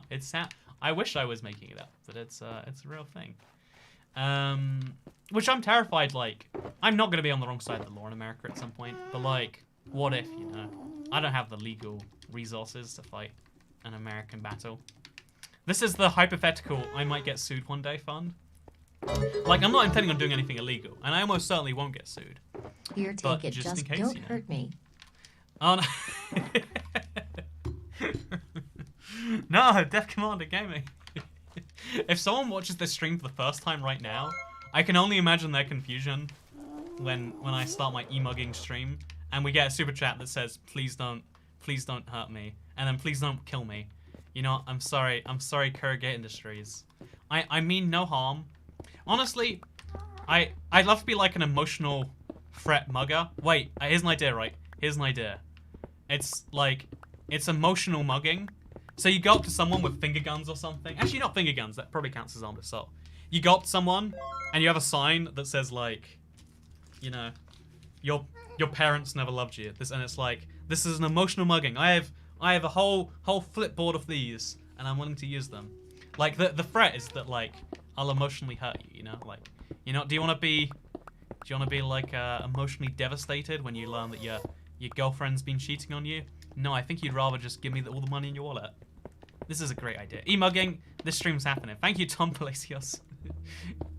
Yeah, you know, babe. You have Intel on every viewer. I actually have AMD on every viewer, but so like steal their happiness. I think e-mugging is definitely the business model from now on. Every stream we start with, look. This is so dumb. I'm not gonna do this. I'm not gonna. Emotionally damaging people for money sounds like a really bad therapist. Okay, business idea. Anti-therapist. So, because I don't have any, I don't know if you need a degree to be a therapist, but you need to be trained. I'm gonna be an anti-therapist. I have no qualifications, and I'll pay you like $5 an hour, but the whole time I'm gonna make you feel uncertain about yourself. Actually, I guess instead you'd have to just charge people really low amounts. Like, I'm a bootleg therapist. I charge $2 an hour. I'm mostly actually here for the experience. Like, I want to know what happened. Like, you know how you learn by doing things wrong? As a therapist, you learn what happens if you're like, you know, if you did kill yourself, planet would be slightly better, wouldn't it? You know, like, say stuff like that to your patients, see if it helps them. What makes you think I would give you $2? I mean, the outrage on me to assume this is a thing. Reverse therapy is actually a thing. Works for narcissists.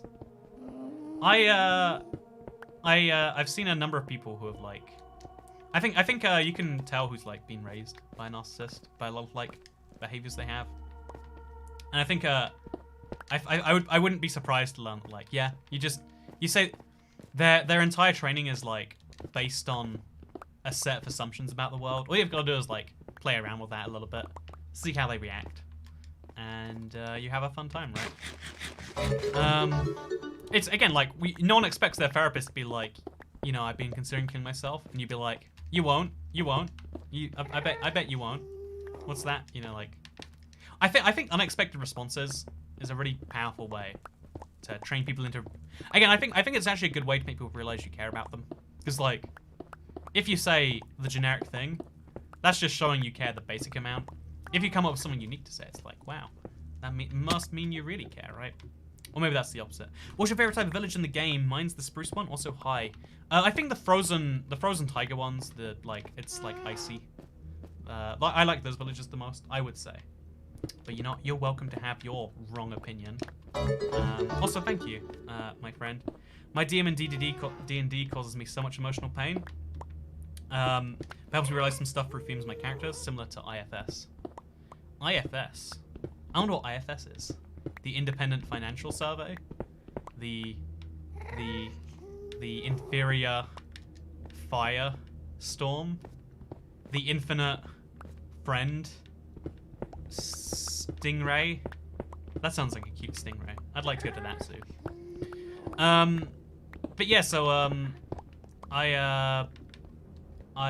back to what I was saying before. You know, actually, is there anything I'm ever saying before on these streams, or is it just a long, incongruent strain of thoughts? You could call it a stream of consciousness. Unrelated to giving you money, have you played a game called Outer Worlds? Okay, first of all, if I'm ever being mugged on the internet, because this is a mugging, give me your money, friends.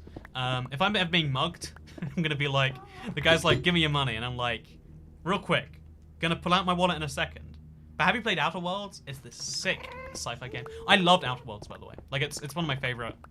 I think it's probably my favorite game that's released in 2020, because every other game's got this whole like, we need to be a live online service. Even Minecraft has joined on the whole like, if we're not actively trying to milk money from you at every opportunity, we're basically losing money. Like if you're not doing dumb emote. Wait, where are the emotes? If you're not doing the pickaxe... Oh, God. I think Minecraft just crashed. If you're not doing the over there emote, we're basically losing money. Like, this is a loss to everyone involved. Yeah, I love the Outer Worlds. I've considered streaming it so many times. But, again, I'd have to do, like, a whole plate. It'd be a fun thing. Maybe it's, like, a future stream. IFS mean IBX Toy Cat's a fun stream. Do therapy, but make it all about yourself.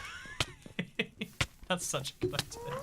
I think this is the premise behind, if you watch, it's called Afterlife. It's a Netflix show. There's a character in it.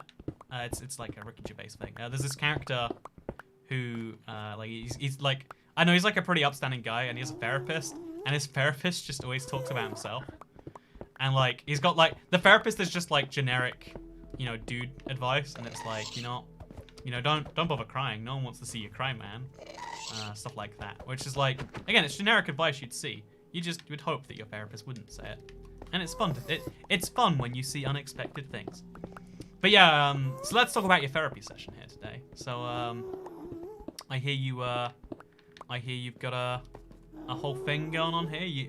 Your wife just killed herself. Well, you know, it's not really related, but I just got a little promotion at work. I'm excited to see. I'm excited to go watch a Mets game on Thursday. Who are the Mets? I don't know. I'm excited to learn. You know, why don't we make this enough about me? Why is it always you in this therapy session? Hey, here's the Toy Cat Tax. Also, do you play D&D? I think you might enjoy Fortnite. First stream I've ever catched. You know, I've never heard someone say catch till just now, Griffin Shaver. Keep up the good content.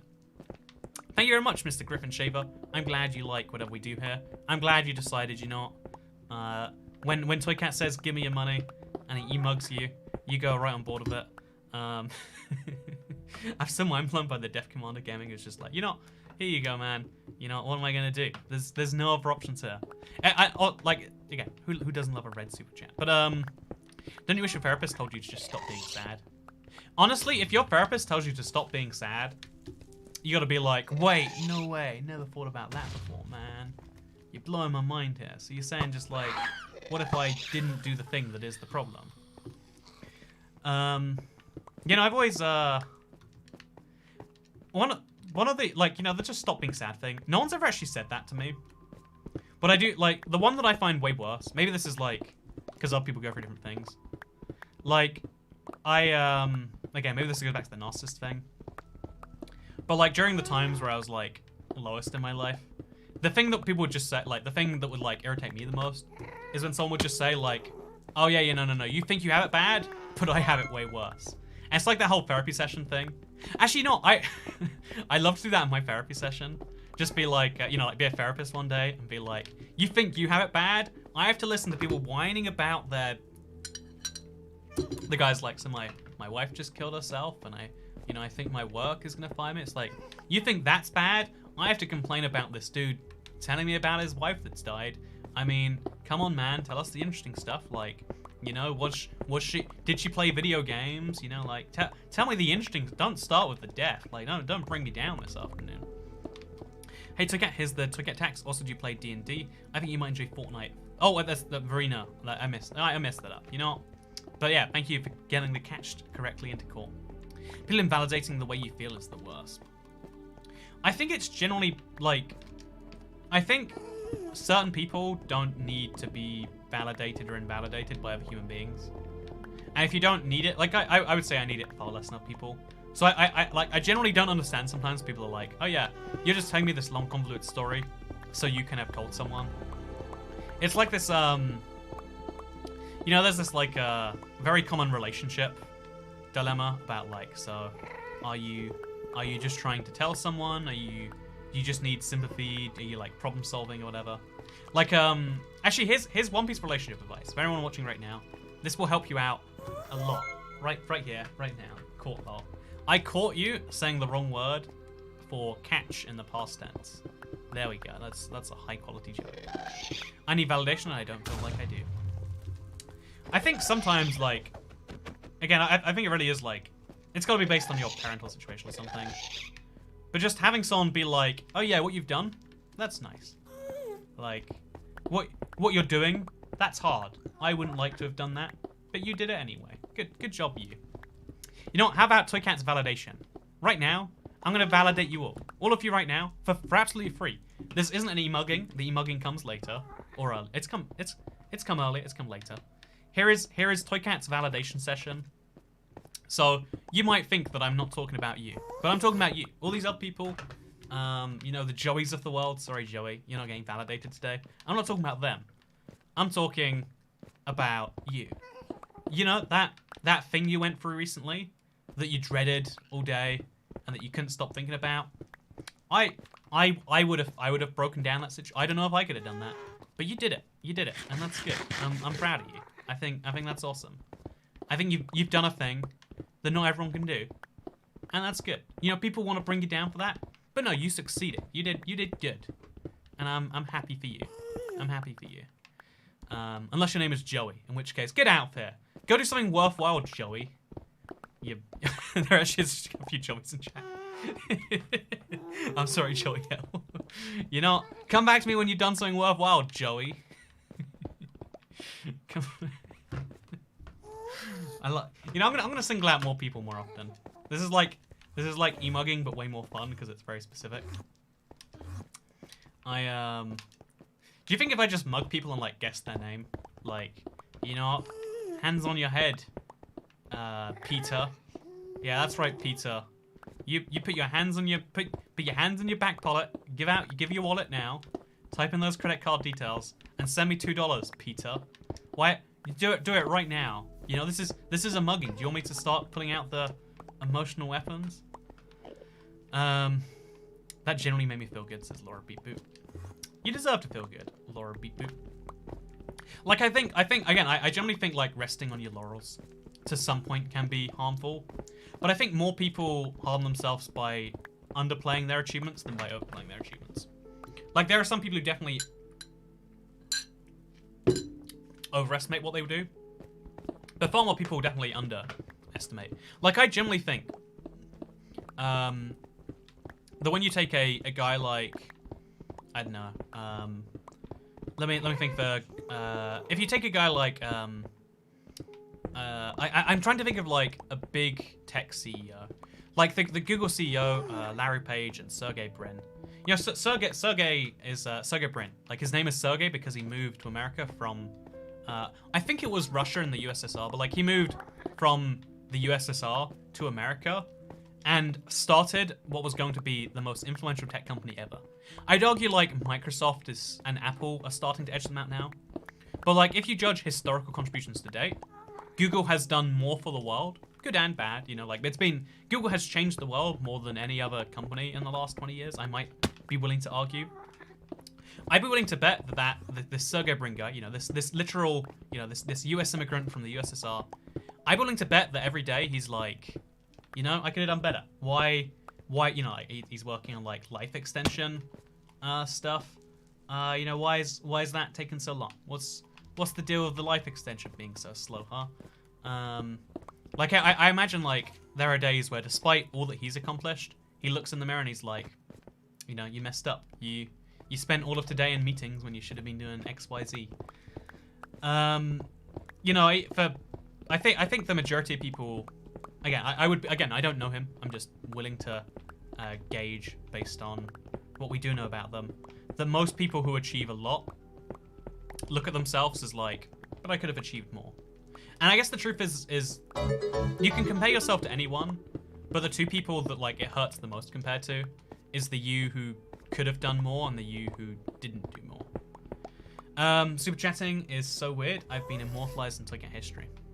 Right, if you go back and watch this live stream, when you get to 1 hour and 20 something minutes, you'll see your little back and forth about how catched, caught, etc.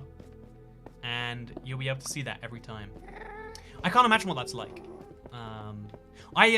Actually wait, I can. I've got a story. One of my favorite things to this day is one of my favorite like live stream fail moments. Like, before live stream fails was a category that was like faked by streamers to get more viewers or whatever. One of like the first freakouts that happened on a live stream. I won't talk about it because I don't want to spoil it. Like, if you find this off your own volition, you'll just see my name pop up. for a little bit because I was like, you know, this is too good for me not to be immortalized in. And there's just something cool about like this happened right here, right now, and I'm like in that moment. For every time I watch it, because I've watched it like 3 or 4 times since then. It's a delight.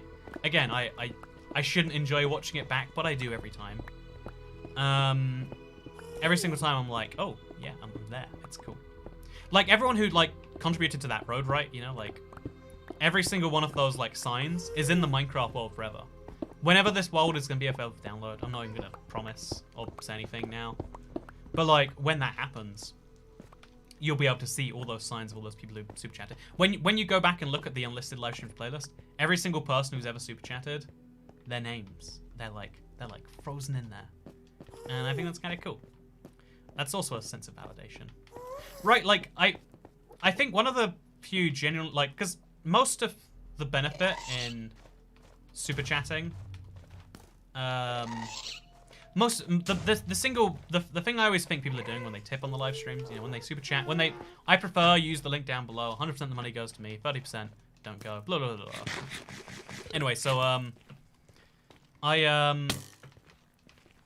I think the most obvious benefit is like, oh yeah, you are giving money directly to a streamer.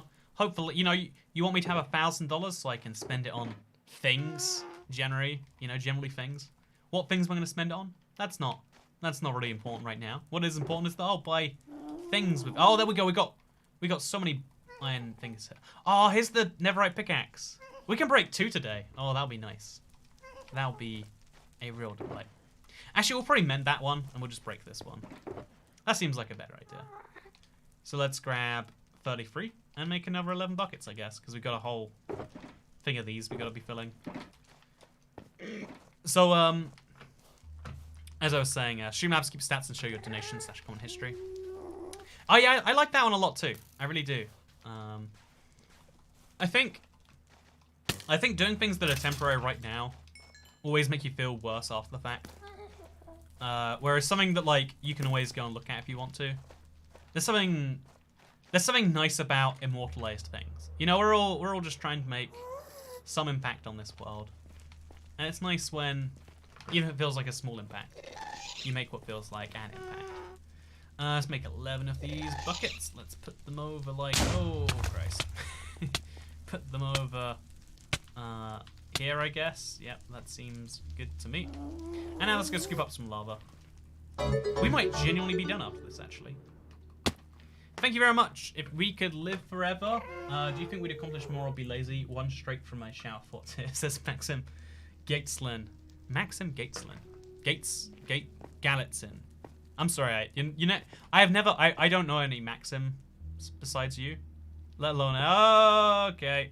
This is why that was there. So, I thought about this one a lot too. Like, the average lifespan of a human is, right now, 87 years old.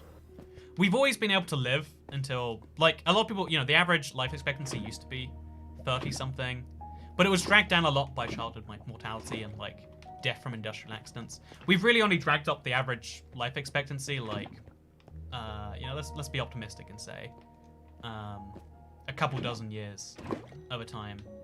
And I think the interesting thing is that as we drag human life expectancy up, we don't seem to be making higher quality lives. We seem to be making, like, the end of life is for most people not the most enjoyable stretch. Like, life expansion is seemingly not improving overall life quality for whatever reason. I'm not gonna speculate right here. But one of the things about it that is interesting to me, perhaps most, also Blackstone's the best block, looks like delicious velvet. I'm gonna look at it.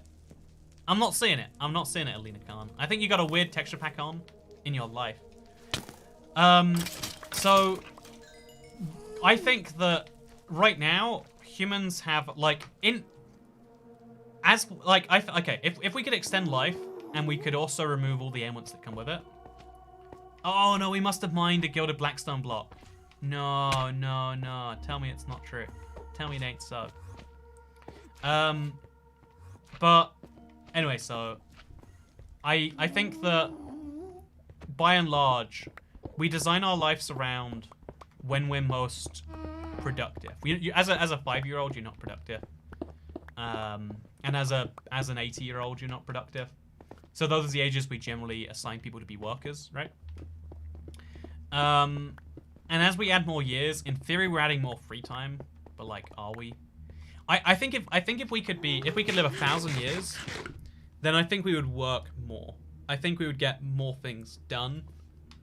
And some people would argue that's a really bad thing. I think a lot of people look at that and they're like horrified. Like, I think if our bodies literally physically didn't break down, because you know you're probably familiar with the idea of like a pension, right? Most countries around the world have some payment from the government that's like, if you make it to age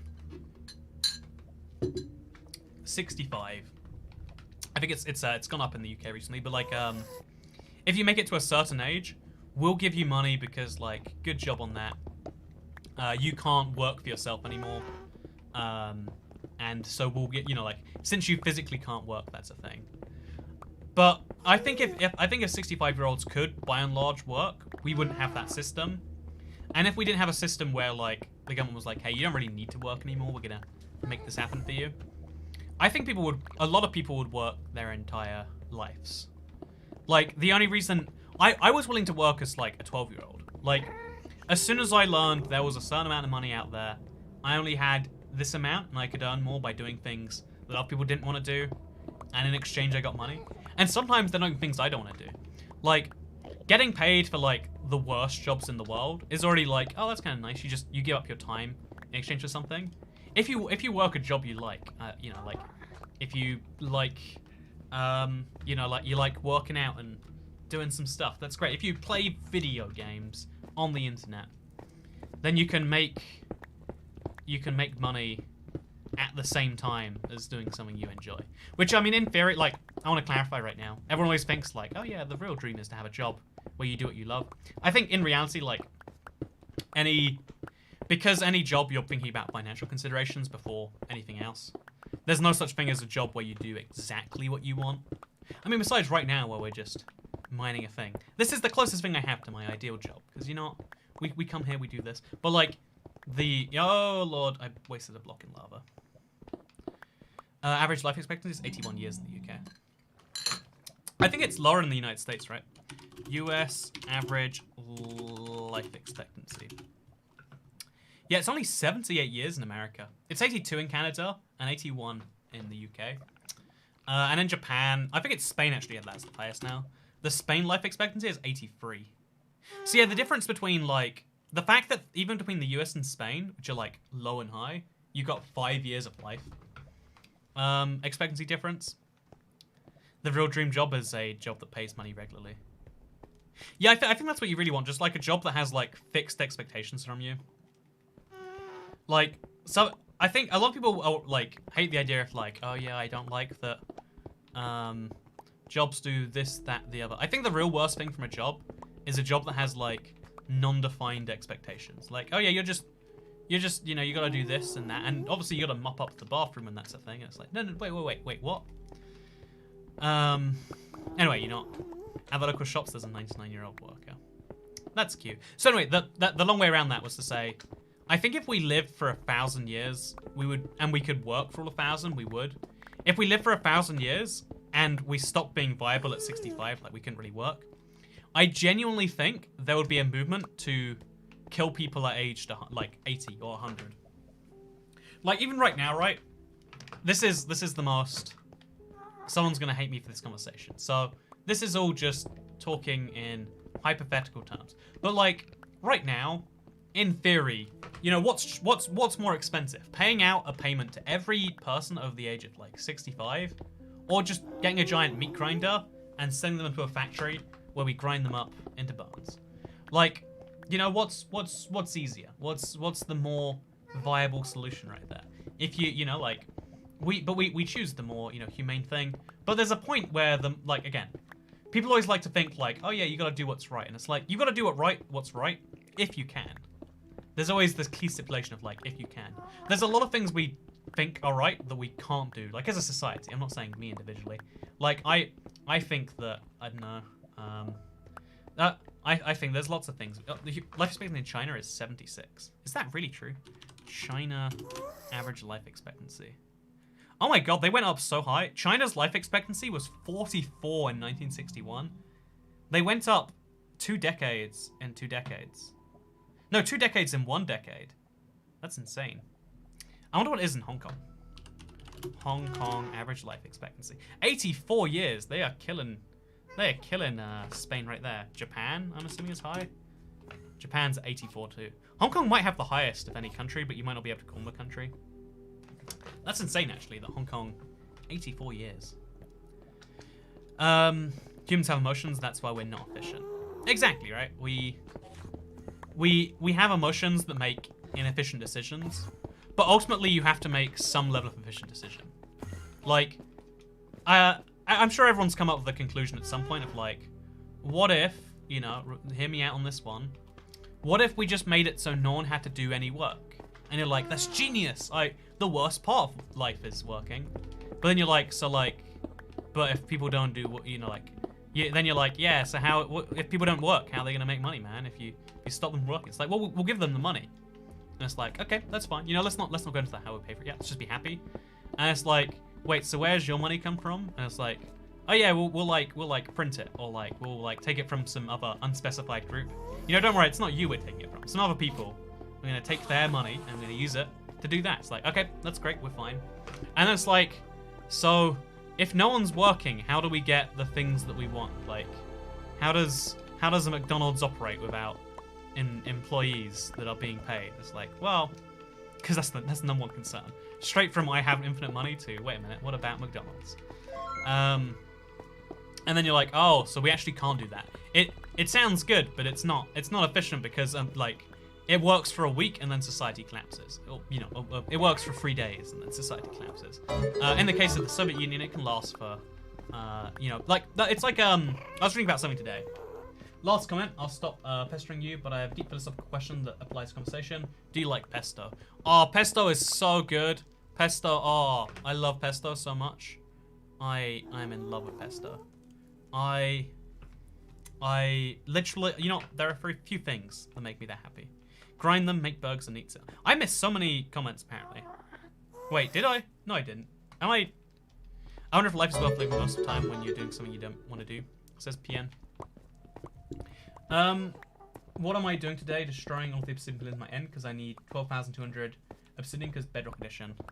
What are you doing with 12,200? Also, grind them, make burgers, and eat. Simple.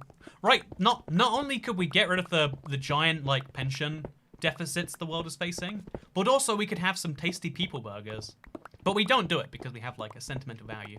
But there is a point if people live to 130 where we'd be like, if you can't support yourself, you know, we can't support you forever. You know, like, again, I wish we didn't, but it seems I feel like that's a thing we would do at some point.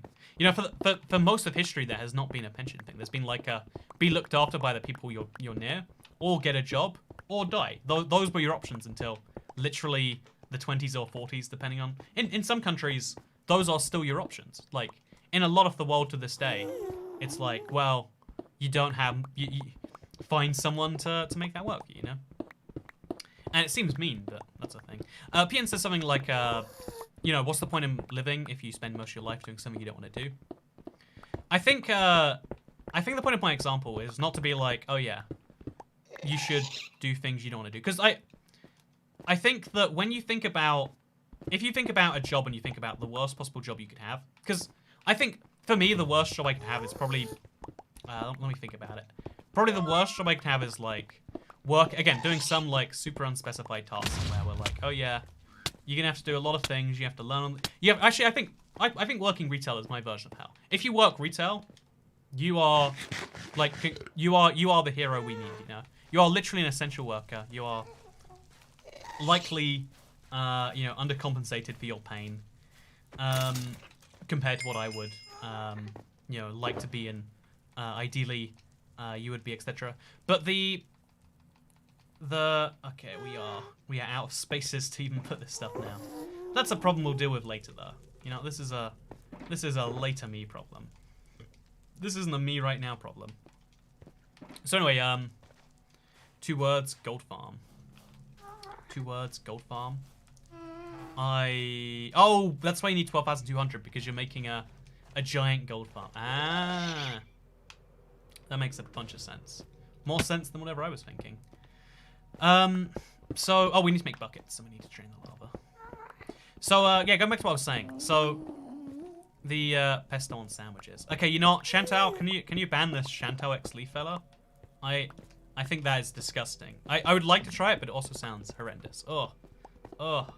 Anyway, so this sounds dumb, and I'm never gonna convince them. But like, there are jobs that I would hate the worst. Again, I think retail's my worst example. I think some people hate the idea of working in an office. Some people hate the idea of being on a manufacturing line doing the same thing every day. Again, everyone has different dream goals. Some people, you might like, you know, running a YouTube channel that you're whatever. Like, there are dream jobs for everyone, and there's also like anti-jobs for everyone. If you think about workers doing the worst possible thing you could do, that would hurt. And the idea of doing that every single day until you die, well, it doesn't actually work that way, but like, that's terrifying. And a lot of people are really enticed by the idea of like, what if we didn't have to? Anytime there's something that you have to do, an immediate question you should have is like, why do I have to do it? And like, that's why I sympathize with people who say, oh yeah, I don't think you should have to do it. And therefore, you know, I think not only am I not going to, but I'm going to try and, you know, I would like to help create a world where no one had to. But if you think about, like, and that's when you think about this idea of like some vague nebulous body that steals your labor and gives you money just to, for your value. But the way the world actually works is, you know, if you scale down life, because right now there are 8 billion humans, and most of those 8 billion humans' lives are connected in some way. You buy products that were made in China, shipped by a Panamanian shipping, company that went through around a lot of the world, touched a lot of things, goes through a shipping port, goes through a distribution. Like there are so many hands that touch everything, and indirectly that money comes from everywhere. The way the economy works is there's lots of people interconnected, and it's crazy, it's scary. The way the world works is terrifying, and I can see why you would think, why does this need to exist? But scale down your understanding of civilization to 5 people, or even like 10 people. You're like a large extended family, and it's like, okay, if everyone died besides these 10 people, what would you have to do? You would, like, one of you would have to go out and search for food, you know, raid houses. One of you could, like, build a little fort. One of you could, go build, look for other survivors and stuff like that. You know, imagine a zombie apocalypse. Everyone is dead besides you. There is, only 10 of you as best you know. You can think to yourself, like, wait, why is it that I have to go and look for survivors if I want food? That's kind of dumb. I just want to have some food. I don't think I should have to. I don't like looking for survivors. But, the reason you do it is not because you want to. You do it because you have to. Retail, I work there. Don't annoy me or I'll snap, says Dr. Death. Thank you very much for helping me become a thousandaire, Mr. Dr. Death. Yeah, I always want to tell retail workers, like, every single time I have an interaction with any customer service employee, I always say, like, and I'm like, there's something I want to do, and if, like, they won't let me do it. I'm always like, oh, I mined another one with my pickaxe. Shouldn't have done that. I always, like, am very clear, like, I get it. This isn't your policy. Hope you have a good weekend. I'm sure you get a lot of mad people. I hope they stop that. Because people who get mad at the front line, they're like the bane of society. But anyway, like, do you have an opinion on Hegel? Also, paying the toy cat mutual aid. Hegel, let me Google it and see if I do. Hegel. He is a philosopher and important figure of German idealism. The continental tradition of philosophy. Oh, that's nice. I know of him, but I forget why I know of him. So, probably not. Maybe both, maybe neither. But like, if you imagine a society of 10 people, you'll have to do things, right? And you could choose not to do the thing, but then all of you are collectively worse off, even though you are better off individually. The reason you do the thing for the group, because no one's going to know if you look for survivors or not. But the reason you do it is not just because you want the food, because the reason your compatriots give you food is because they think you've done something for the group. But also you do it because you know you're making your whole group better off. You might find more survivors to increase all of your odds of not only surviving, but also having a good life with new friends and connecting the world back together and stuff. You do something, like, that job sounds like it has meaning, right? Looking for survivors. Or the job of, you know, raiding houses, looking for canned food or whatever. These jobs, it's really easy to see the value from. Also, thank you, Amelia. It's really easy to see the value in those jobs in a random, you know, this hypothetical post-apocalyptic world that I've created. In the real world, the value is the proposition is effectively the same. The world is a worse place if you choose not, if you can do a thing for the world that you choose not to because you think the world is forcing you to. The world is a worse place. It's an almost infinitesimal, like, it's a millionth, you know, like a fraction of a percent worse off. So much worse off that you won't see it.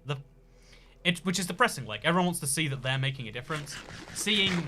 I think if the world got worse when you decided not to do good things for the world, everyone would feel much more motivated about making it a better place. Like, when you litter one time, you don't see the world getting worse. You just think, oh, that was so convenient for me. And who did it really hurt? It hurts the vague notion of society, but what even is that, you know? Oh, I forgot to make my buckets still. I'm still forgetting a lot of things very regularly. What's the biggest, hardest, most tedious, most pointless Minecraft project you've ever done, says Triple Threat.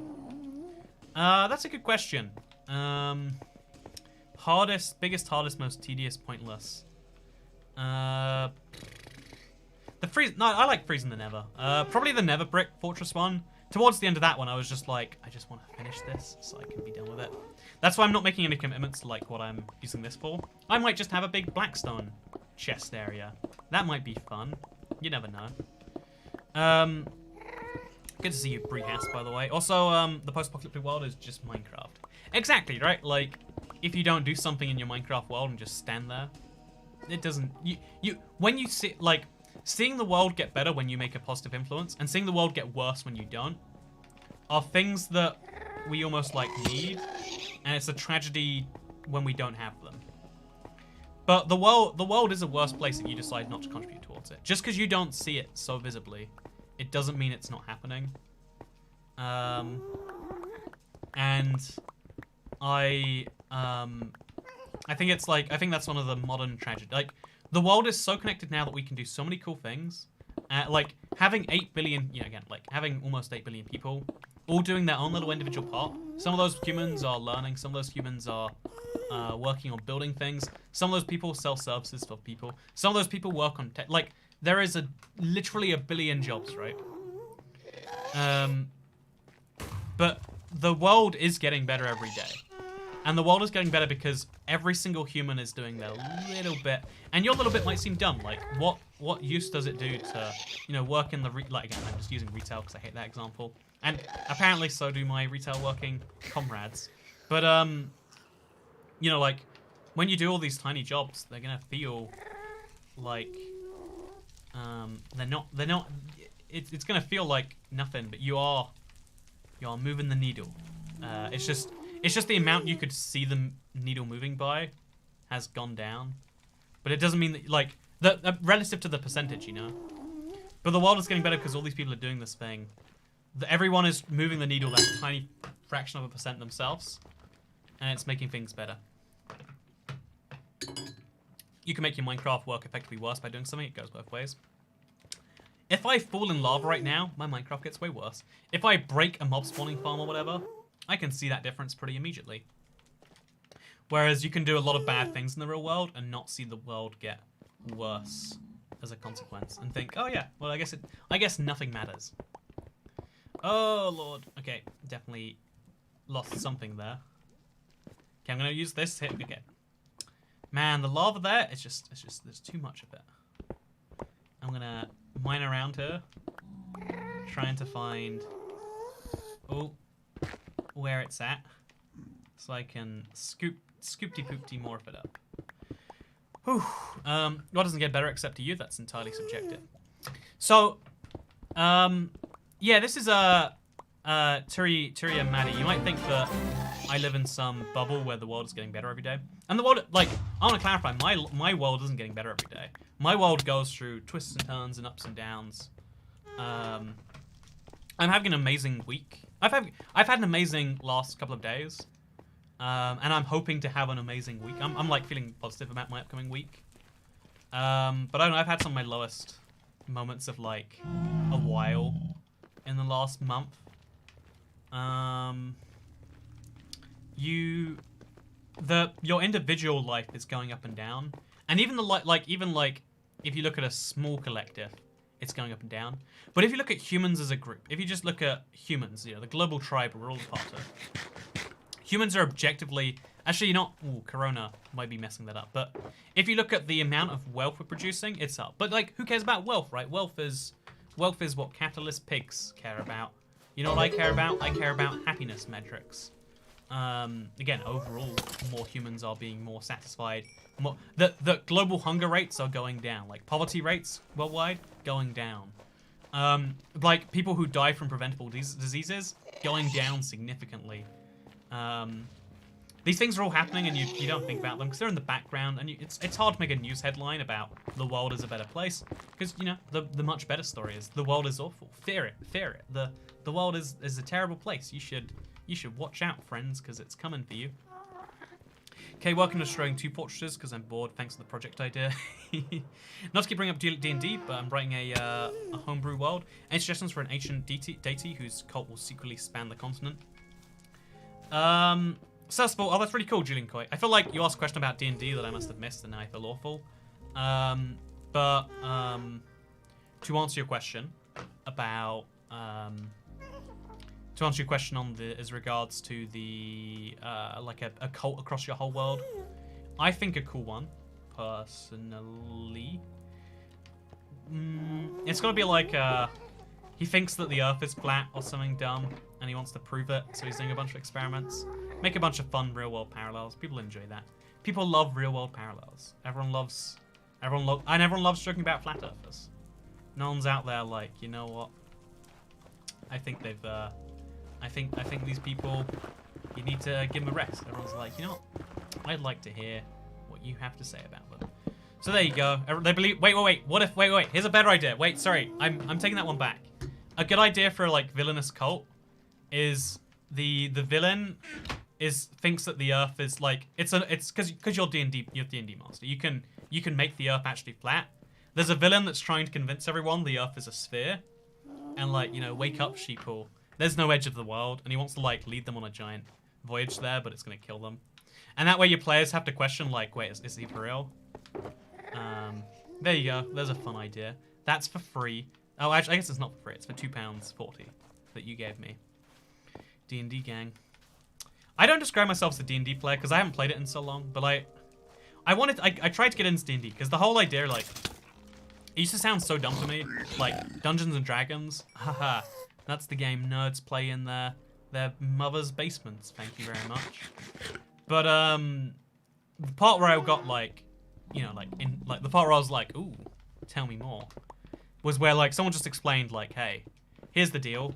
Video games can only ever display what someone else programs. D&D is a game that's inside your mind. Like, and it's obviously like you can make a game inside your mind, but it's hard because there's no real rules. But when you're making a game inside like a collection of people's minds, like the collective totals of you and your friends' minds, that's like so much more fun, right? Thank you. Keep it simple and stick with Cthulhu. You know what? Keep it simple and stick with Cthulhu. I care about happiness, not wealth. Wealth begets happiness because it can help to eliminate the cause of suffering. If you give it all away, you will have unhappiness, says Kid Manga. Yeah, a lot of people, to me, honestly, one of the biggest signs that someone grew up with, like, one of the biggest signs that someone grew up in a wealthy family is if they say, like, money's not that important, man. Like, that to me says that you lived such a life that you never had to question money. You never had to wish you had more money. Like, as it stands right now, in a capitalist, in the worlds that we live in, wealth is undeniably a reducer of human suffering. And I like, actually, wait, right now, if you think money isn't important, you know who you can give it to. This isn't e-mugging. Give up your money, cash friends. But, money doesn't buy happiness. I agree with that saying, though. Like, a lot of people will spend their whole lives chasing after wealth, thinking it'll make them happy one day, like in the future. But instead, you just gotta realize that money is a reducer of sadness. There are forms of sadness that can come from not having money. that you don't have to deal with if you do have it. There's a trillion examples you can come up with of this. And again, I can't...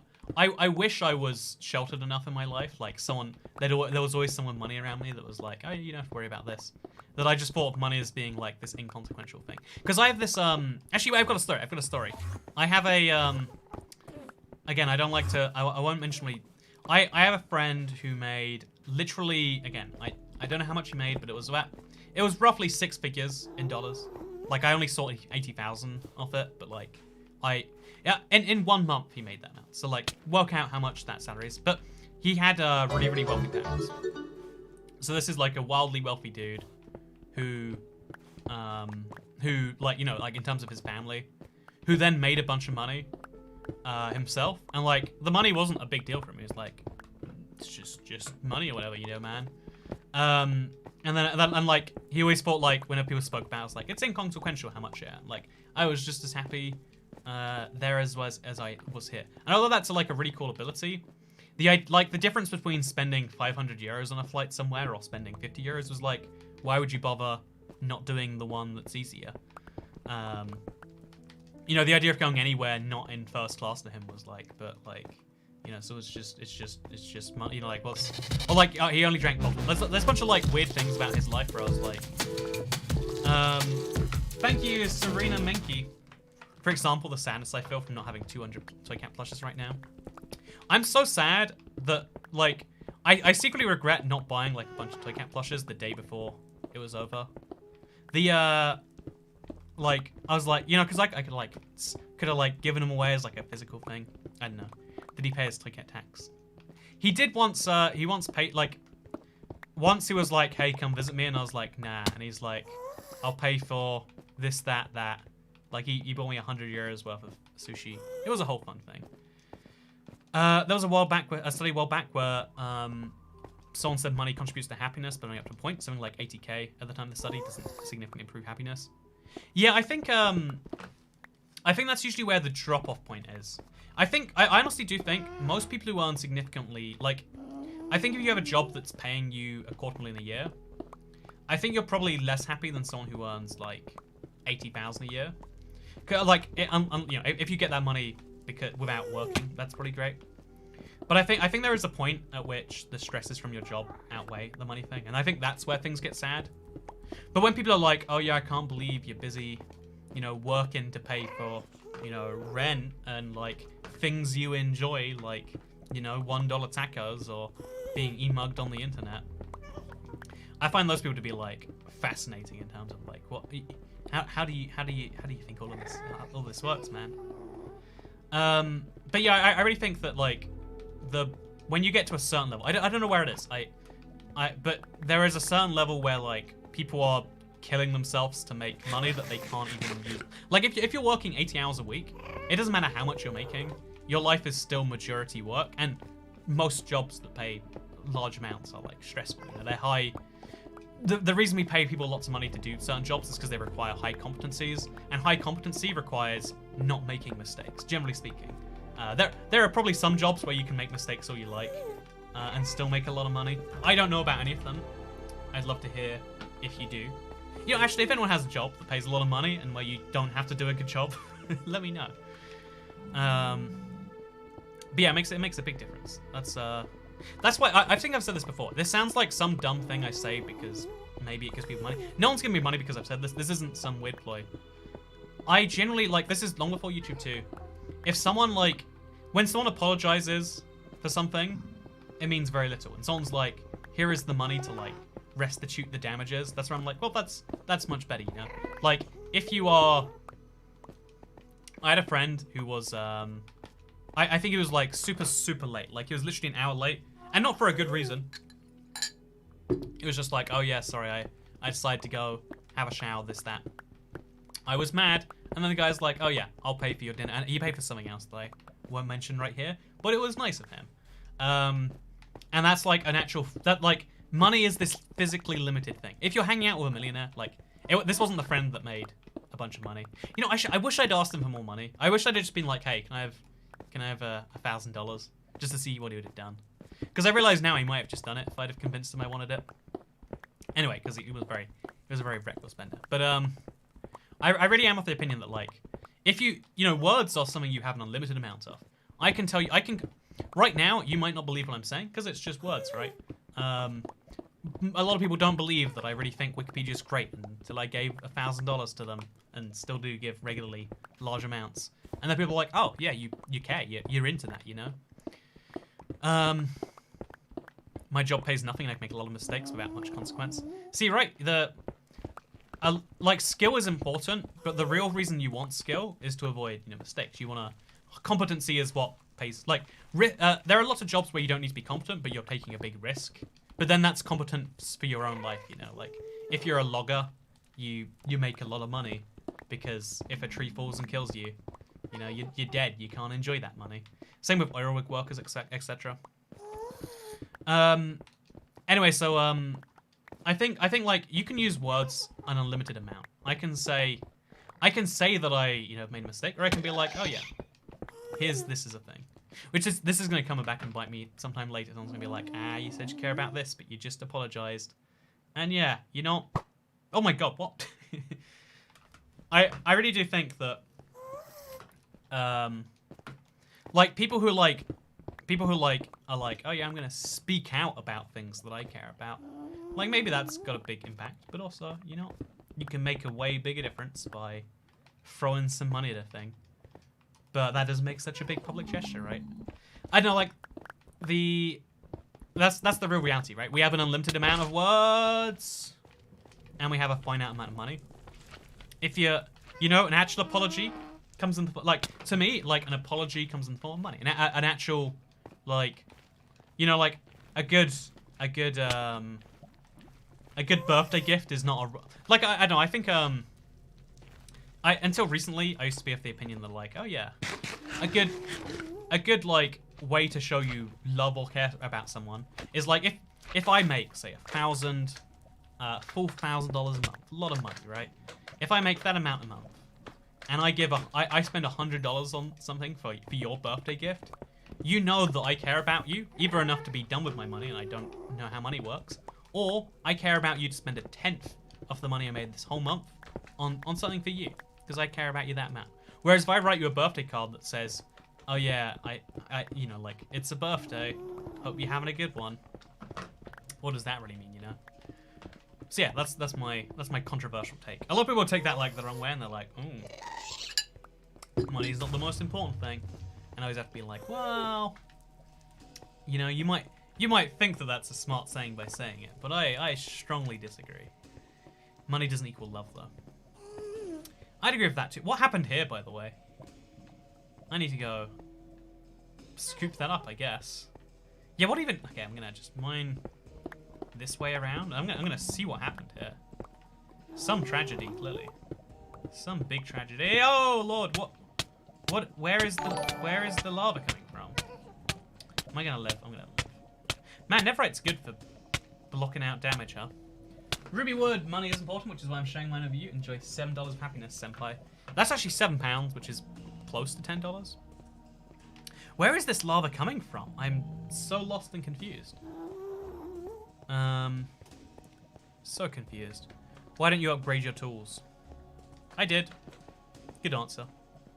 You can see it in the Let's Play tomorrow. Oh, I have an idea I want to tell you all about, chat. I don't want to forget this one. So I'm going to say it now. But I've had this, I've been sitting on this idea for, wait, first of all, actually, you know, thank you, Ruby Wood. You know, I don't know you, but now I know you better. I know that you're someone who's like, yeah, I actually do care. There's lots of people who are just like, oh yeah, I'm gonna write a message being like, you should, like, there's so many people who are like, here's a thing I want from you, Toy Cat, give. But when someone's like that, it tells you something nice about them, right? Like, you just wanted to show up on the stream, be immortalized. Maybe you didn't even want that. You just literally like, oh yeah, just gonna give you $7. That's 2 tacos or 3 tacos. I don't know how tacos work, honestly. Do you want to see some taco videos? Third channel, right? When you realize tomorrow is a Monday. Happy Monday Let's Play day, friends. All excited to jump aboard the being first on that Let's Play train. But yeah, so It's definitely a lava lake. Okay, Monday Eve. Happy Monday, everyone. No, okay, how many tacos can you buy so far, so sophisticated BOT?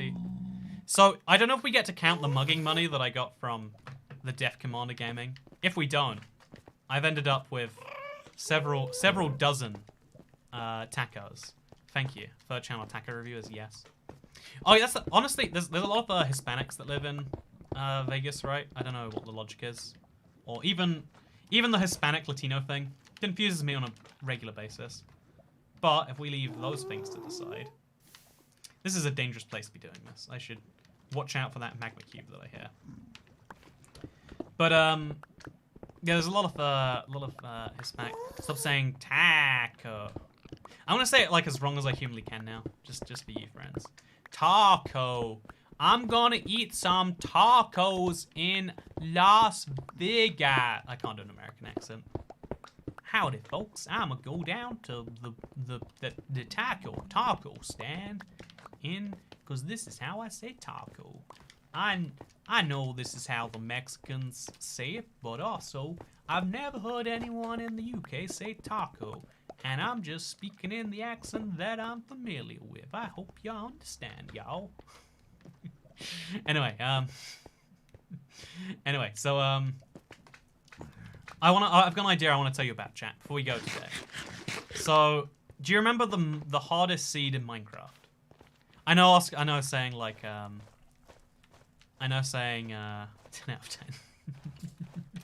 10. I know asking questions is hard on stream, but do you remember I made a video about the hardest seed in Minecraft? It was an island you spawned on with no trees. The nearest like wood was in a mine shaft. It was a whole nightmare, right?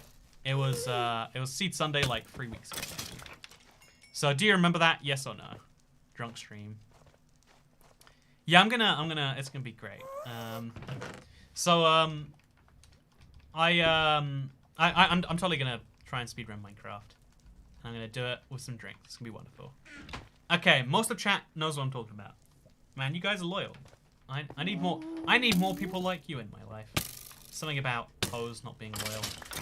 Again, if you guys were diamond hoes, you'd all have loyalty on you. That's all I'm saying.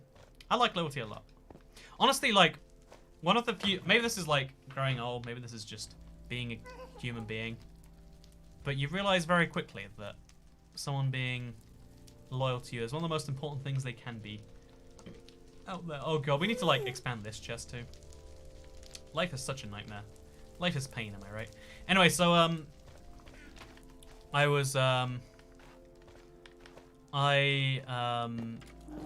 had this idea, and I want to hear your thoughts, because I have a theory that even on that hard, like, first of all, okay, here's look, this is like a 3-layer idea, right? This is a layer cake of an idea. I want to beat Minecraft on the hardest seed. That's layer 1. I want to play the hardest seed in Minecraft that we know of so far. And I want to beat the game starting with that spawn. And I want to, like, you know, do like a highlight video, etc. So, okay, what we're going to do here, we're going to lay up. So, I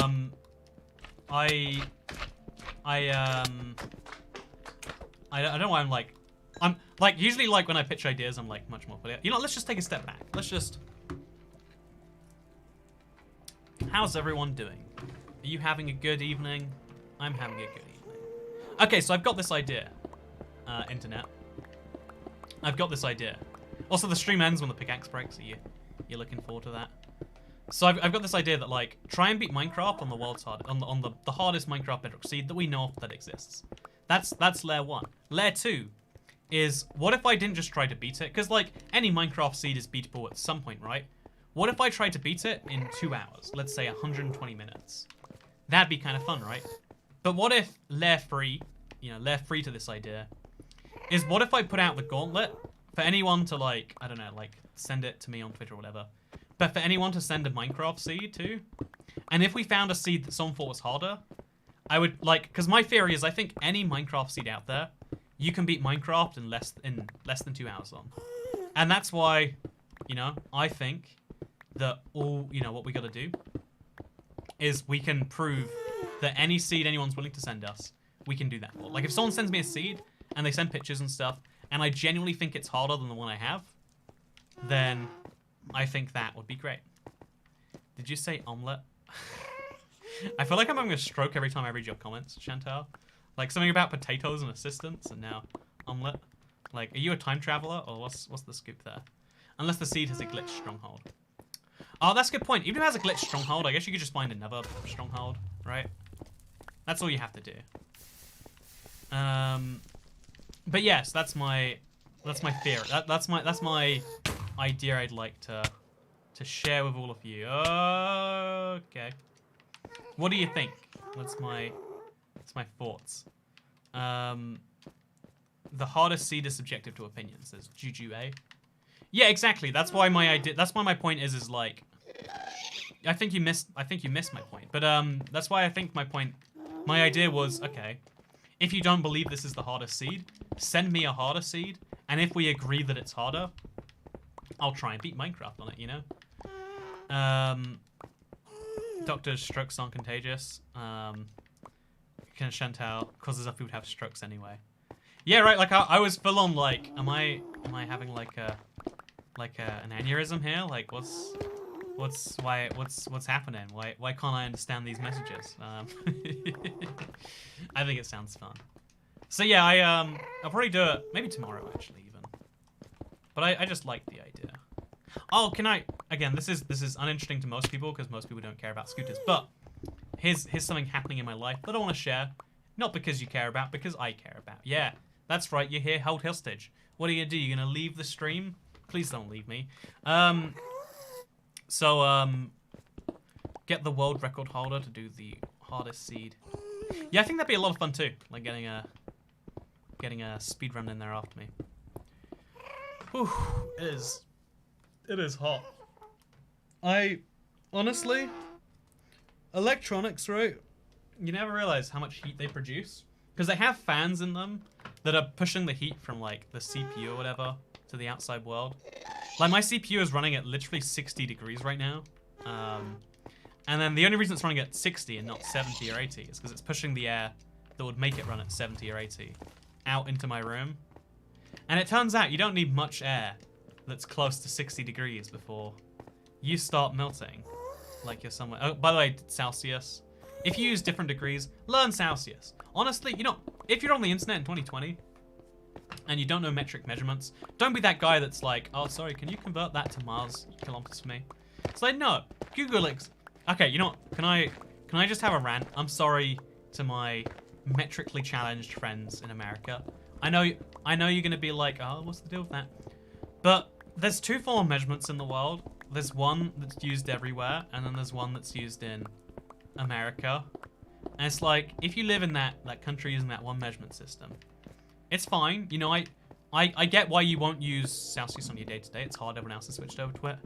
But like, please, the one thing you can do to make the world a more universally connected place is just learn the other degrees. Learn that when someone says 60 degrees, they don't mean fake degrees. They don't mean degrees that only matter in your country. They mean degrees in other types, you know? I'm sorry, but I'm an insufferable human being who thinks it's hilarious to pretend I need measurements to be translated to me. Like, it's only a specific type of person who doesn't interact much with non-Americans, clearly. Like, I don't think it's actually a personality flaw. I think Americans are some of the nicer people in the world, partially because of the wealth that comes along with it. But I also think the hardest will be a Java custom world. That's maybe true. But I also think the craziest thing, this like genuinely shocks me, but oh god, is how many people in America ask, what time is that for me? Like, or like when I say something's happening at 8 PM, they're like, oh, but it's 8 PM right now. And it's almost always Americans who don't get the idea of different time zones. And it's like, again, maybe the metric thing I can understand. If everyone in your life has always said Fahrenheit instead of Celsius, whatever. But like, America is one of the few countries that has multiple time zones within it. If you live in the United States, you live not too far from a different time zone. You can drive to a different time zone, and you probably have family living in a different time zone to you. How is it me on the internet right now, where you're learning that different time zones exist? And then even worse is the people who know about different time zones, but they're like, can you convert that to Tennessee time. And it's like, no, you can Google what might, like, I can't tell you every single city in the world and what time it is compared to here. What I can do for you is I can direct you to Google, and I always do. And no, people don't learn. There's always people who are like, sorry, can you convert that for me? And it's like, no, I can't convert. Like, on the internet, never. Okay, this is also like people who ask you basic questions. Like, this is. Can we just like Toy Cat's rants here? Like, just Toy Cat's pet peeves. Also, can't play. I need to learn. I hear 16. I think that's pretty cold. And like again, in day-to-day American life, I can see why 60 seems cold. In Fahrenheit, is 60 actually cold? I think 60 is probably like pretty neutral, right? I don't know. I know 100 is really hot, and I know 80 is kind of hot. That's all I know in American degrees. Like, I know over 100 must be really, really, really hot, and I know under 100 must be really. Oh, what is happening here? What is happening here at all? But like my pet peeves. Okay, we're just killing this gust, are we? Okay, there we go. Oh no, just please. But like on the internet, never ask people questions that you can Google instantly. Like I get the idea of like I'm just going to say the words that like stream of consciousness, maybe you enjoy listening to it. Never type out in words stream of consciousness to other human beings. Like, oh, what's that? Oh, that seems fun. Like never say the basic. Because first of all, most people are uninterested. Like, the words that are going to come out of your head are going to be wildly dull. Second of all, it's like, what's going to be faster? Me going to Google, working out where you live, converting my time zone to your time zone, or you type it, you hearing, oh yeah, you stream at 9 p.m. UK time. Let me Google. You can literally just Google right now. Try this out. 9 p.m. UK time, and then it'll say, what time is that for you? 9 p.m. in the United Kingdom is 9 p.m. in London, UK. Oh, I doxed myself. Now everyone knows I live in London. But if I search 9 p.m. Japan time, it will tell me that 9 p.m. Japan time is 1 p.m. in London, the United Kingdom. It's like if you know, you can the internet. It gives you answers instantly. Never ask people what you should be asking Google is like my #1 pet peeve. Especially now, like in the before days where like not everyone knew what Google was. But like you can ask your phone Siri. You can literally go, "Hey Google, what is 7 times 400?"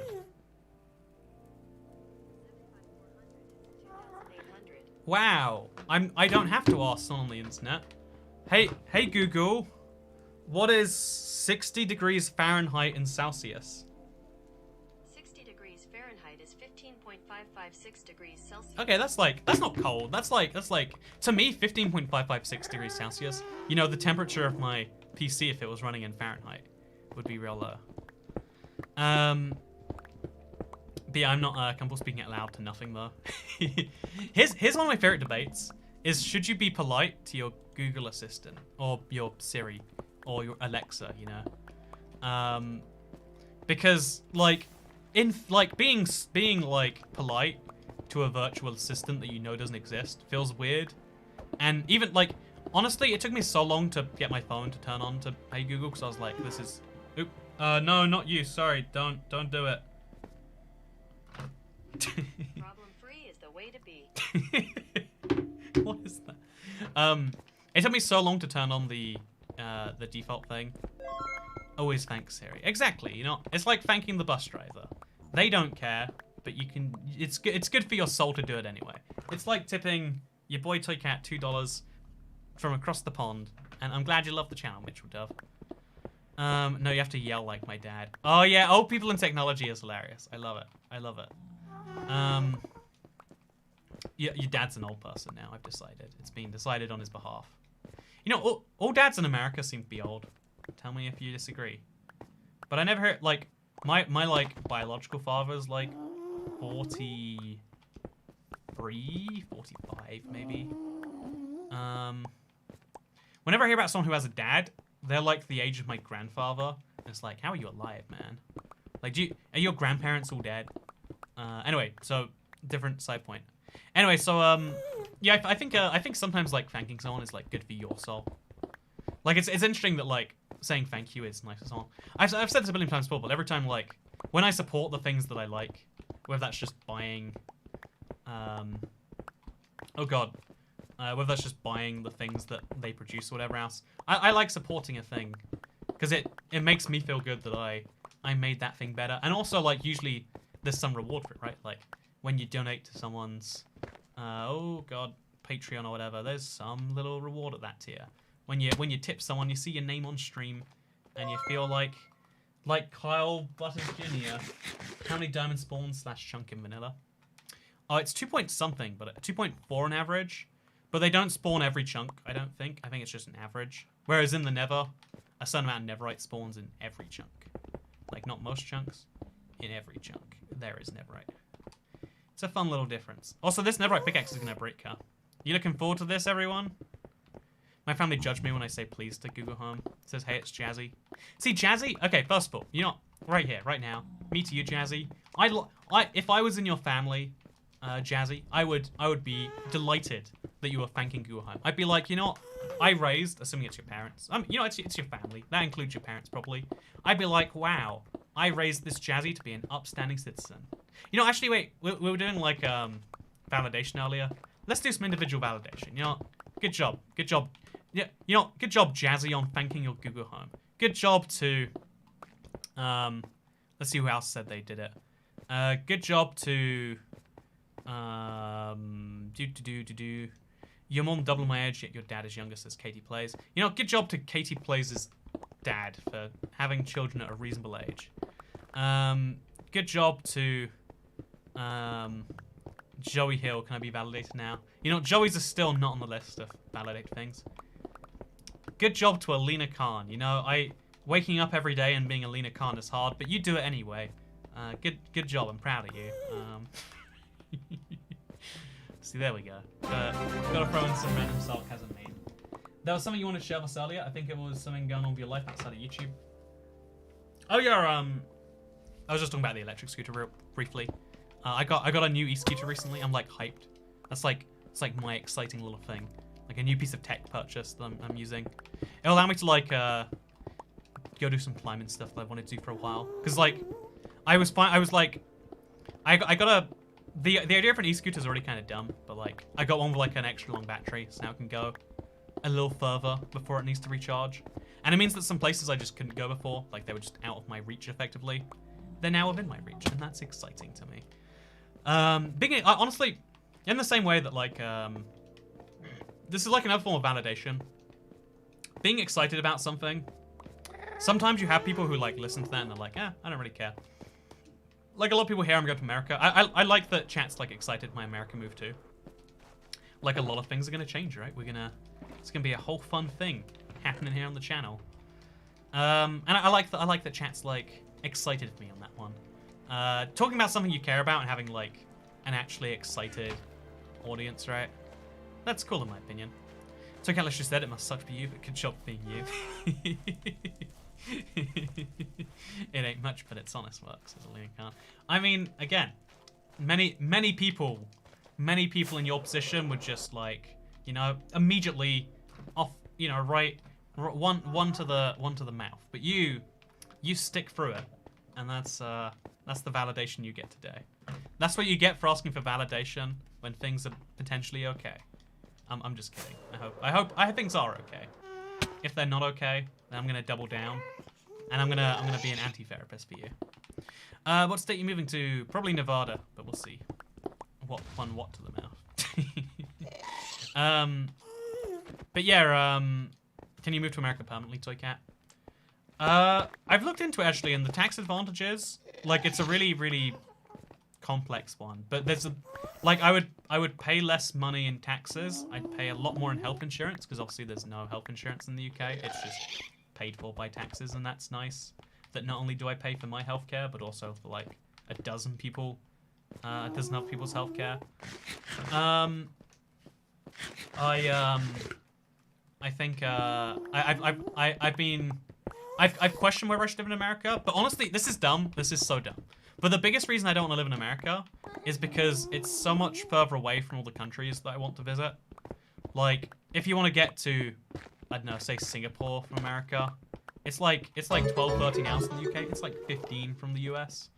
That's a lot. You know, I want to go to, you know, like Norway, 2 hours from the UK. Solid 10 from America.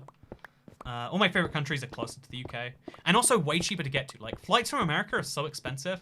People like lots of Americans say to me like, "Hey, Toycat, how do you afford to travel like every month or whatever?" And I'm like, I buy flights, and then I get on the flights, and then I go to the places, and I stay in a hotel. and then I recently realized that, like, oh, from America, like it can be literally several $100s, like sometimes 1,000 to like just to go to Asia.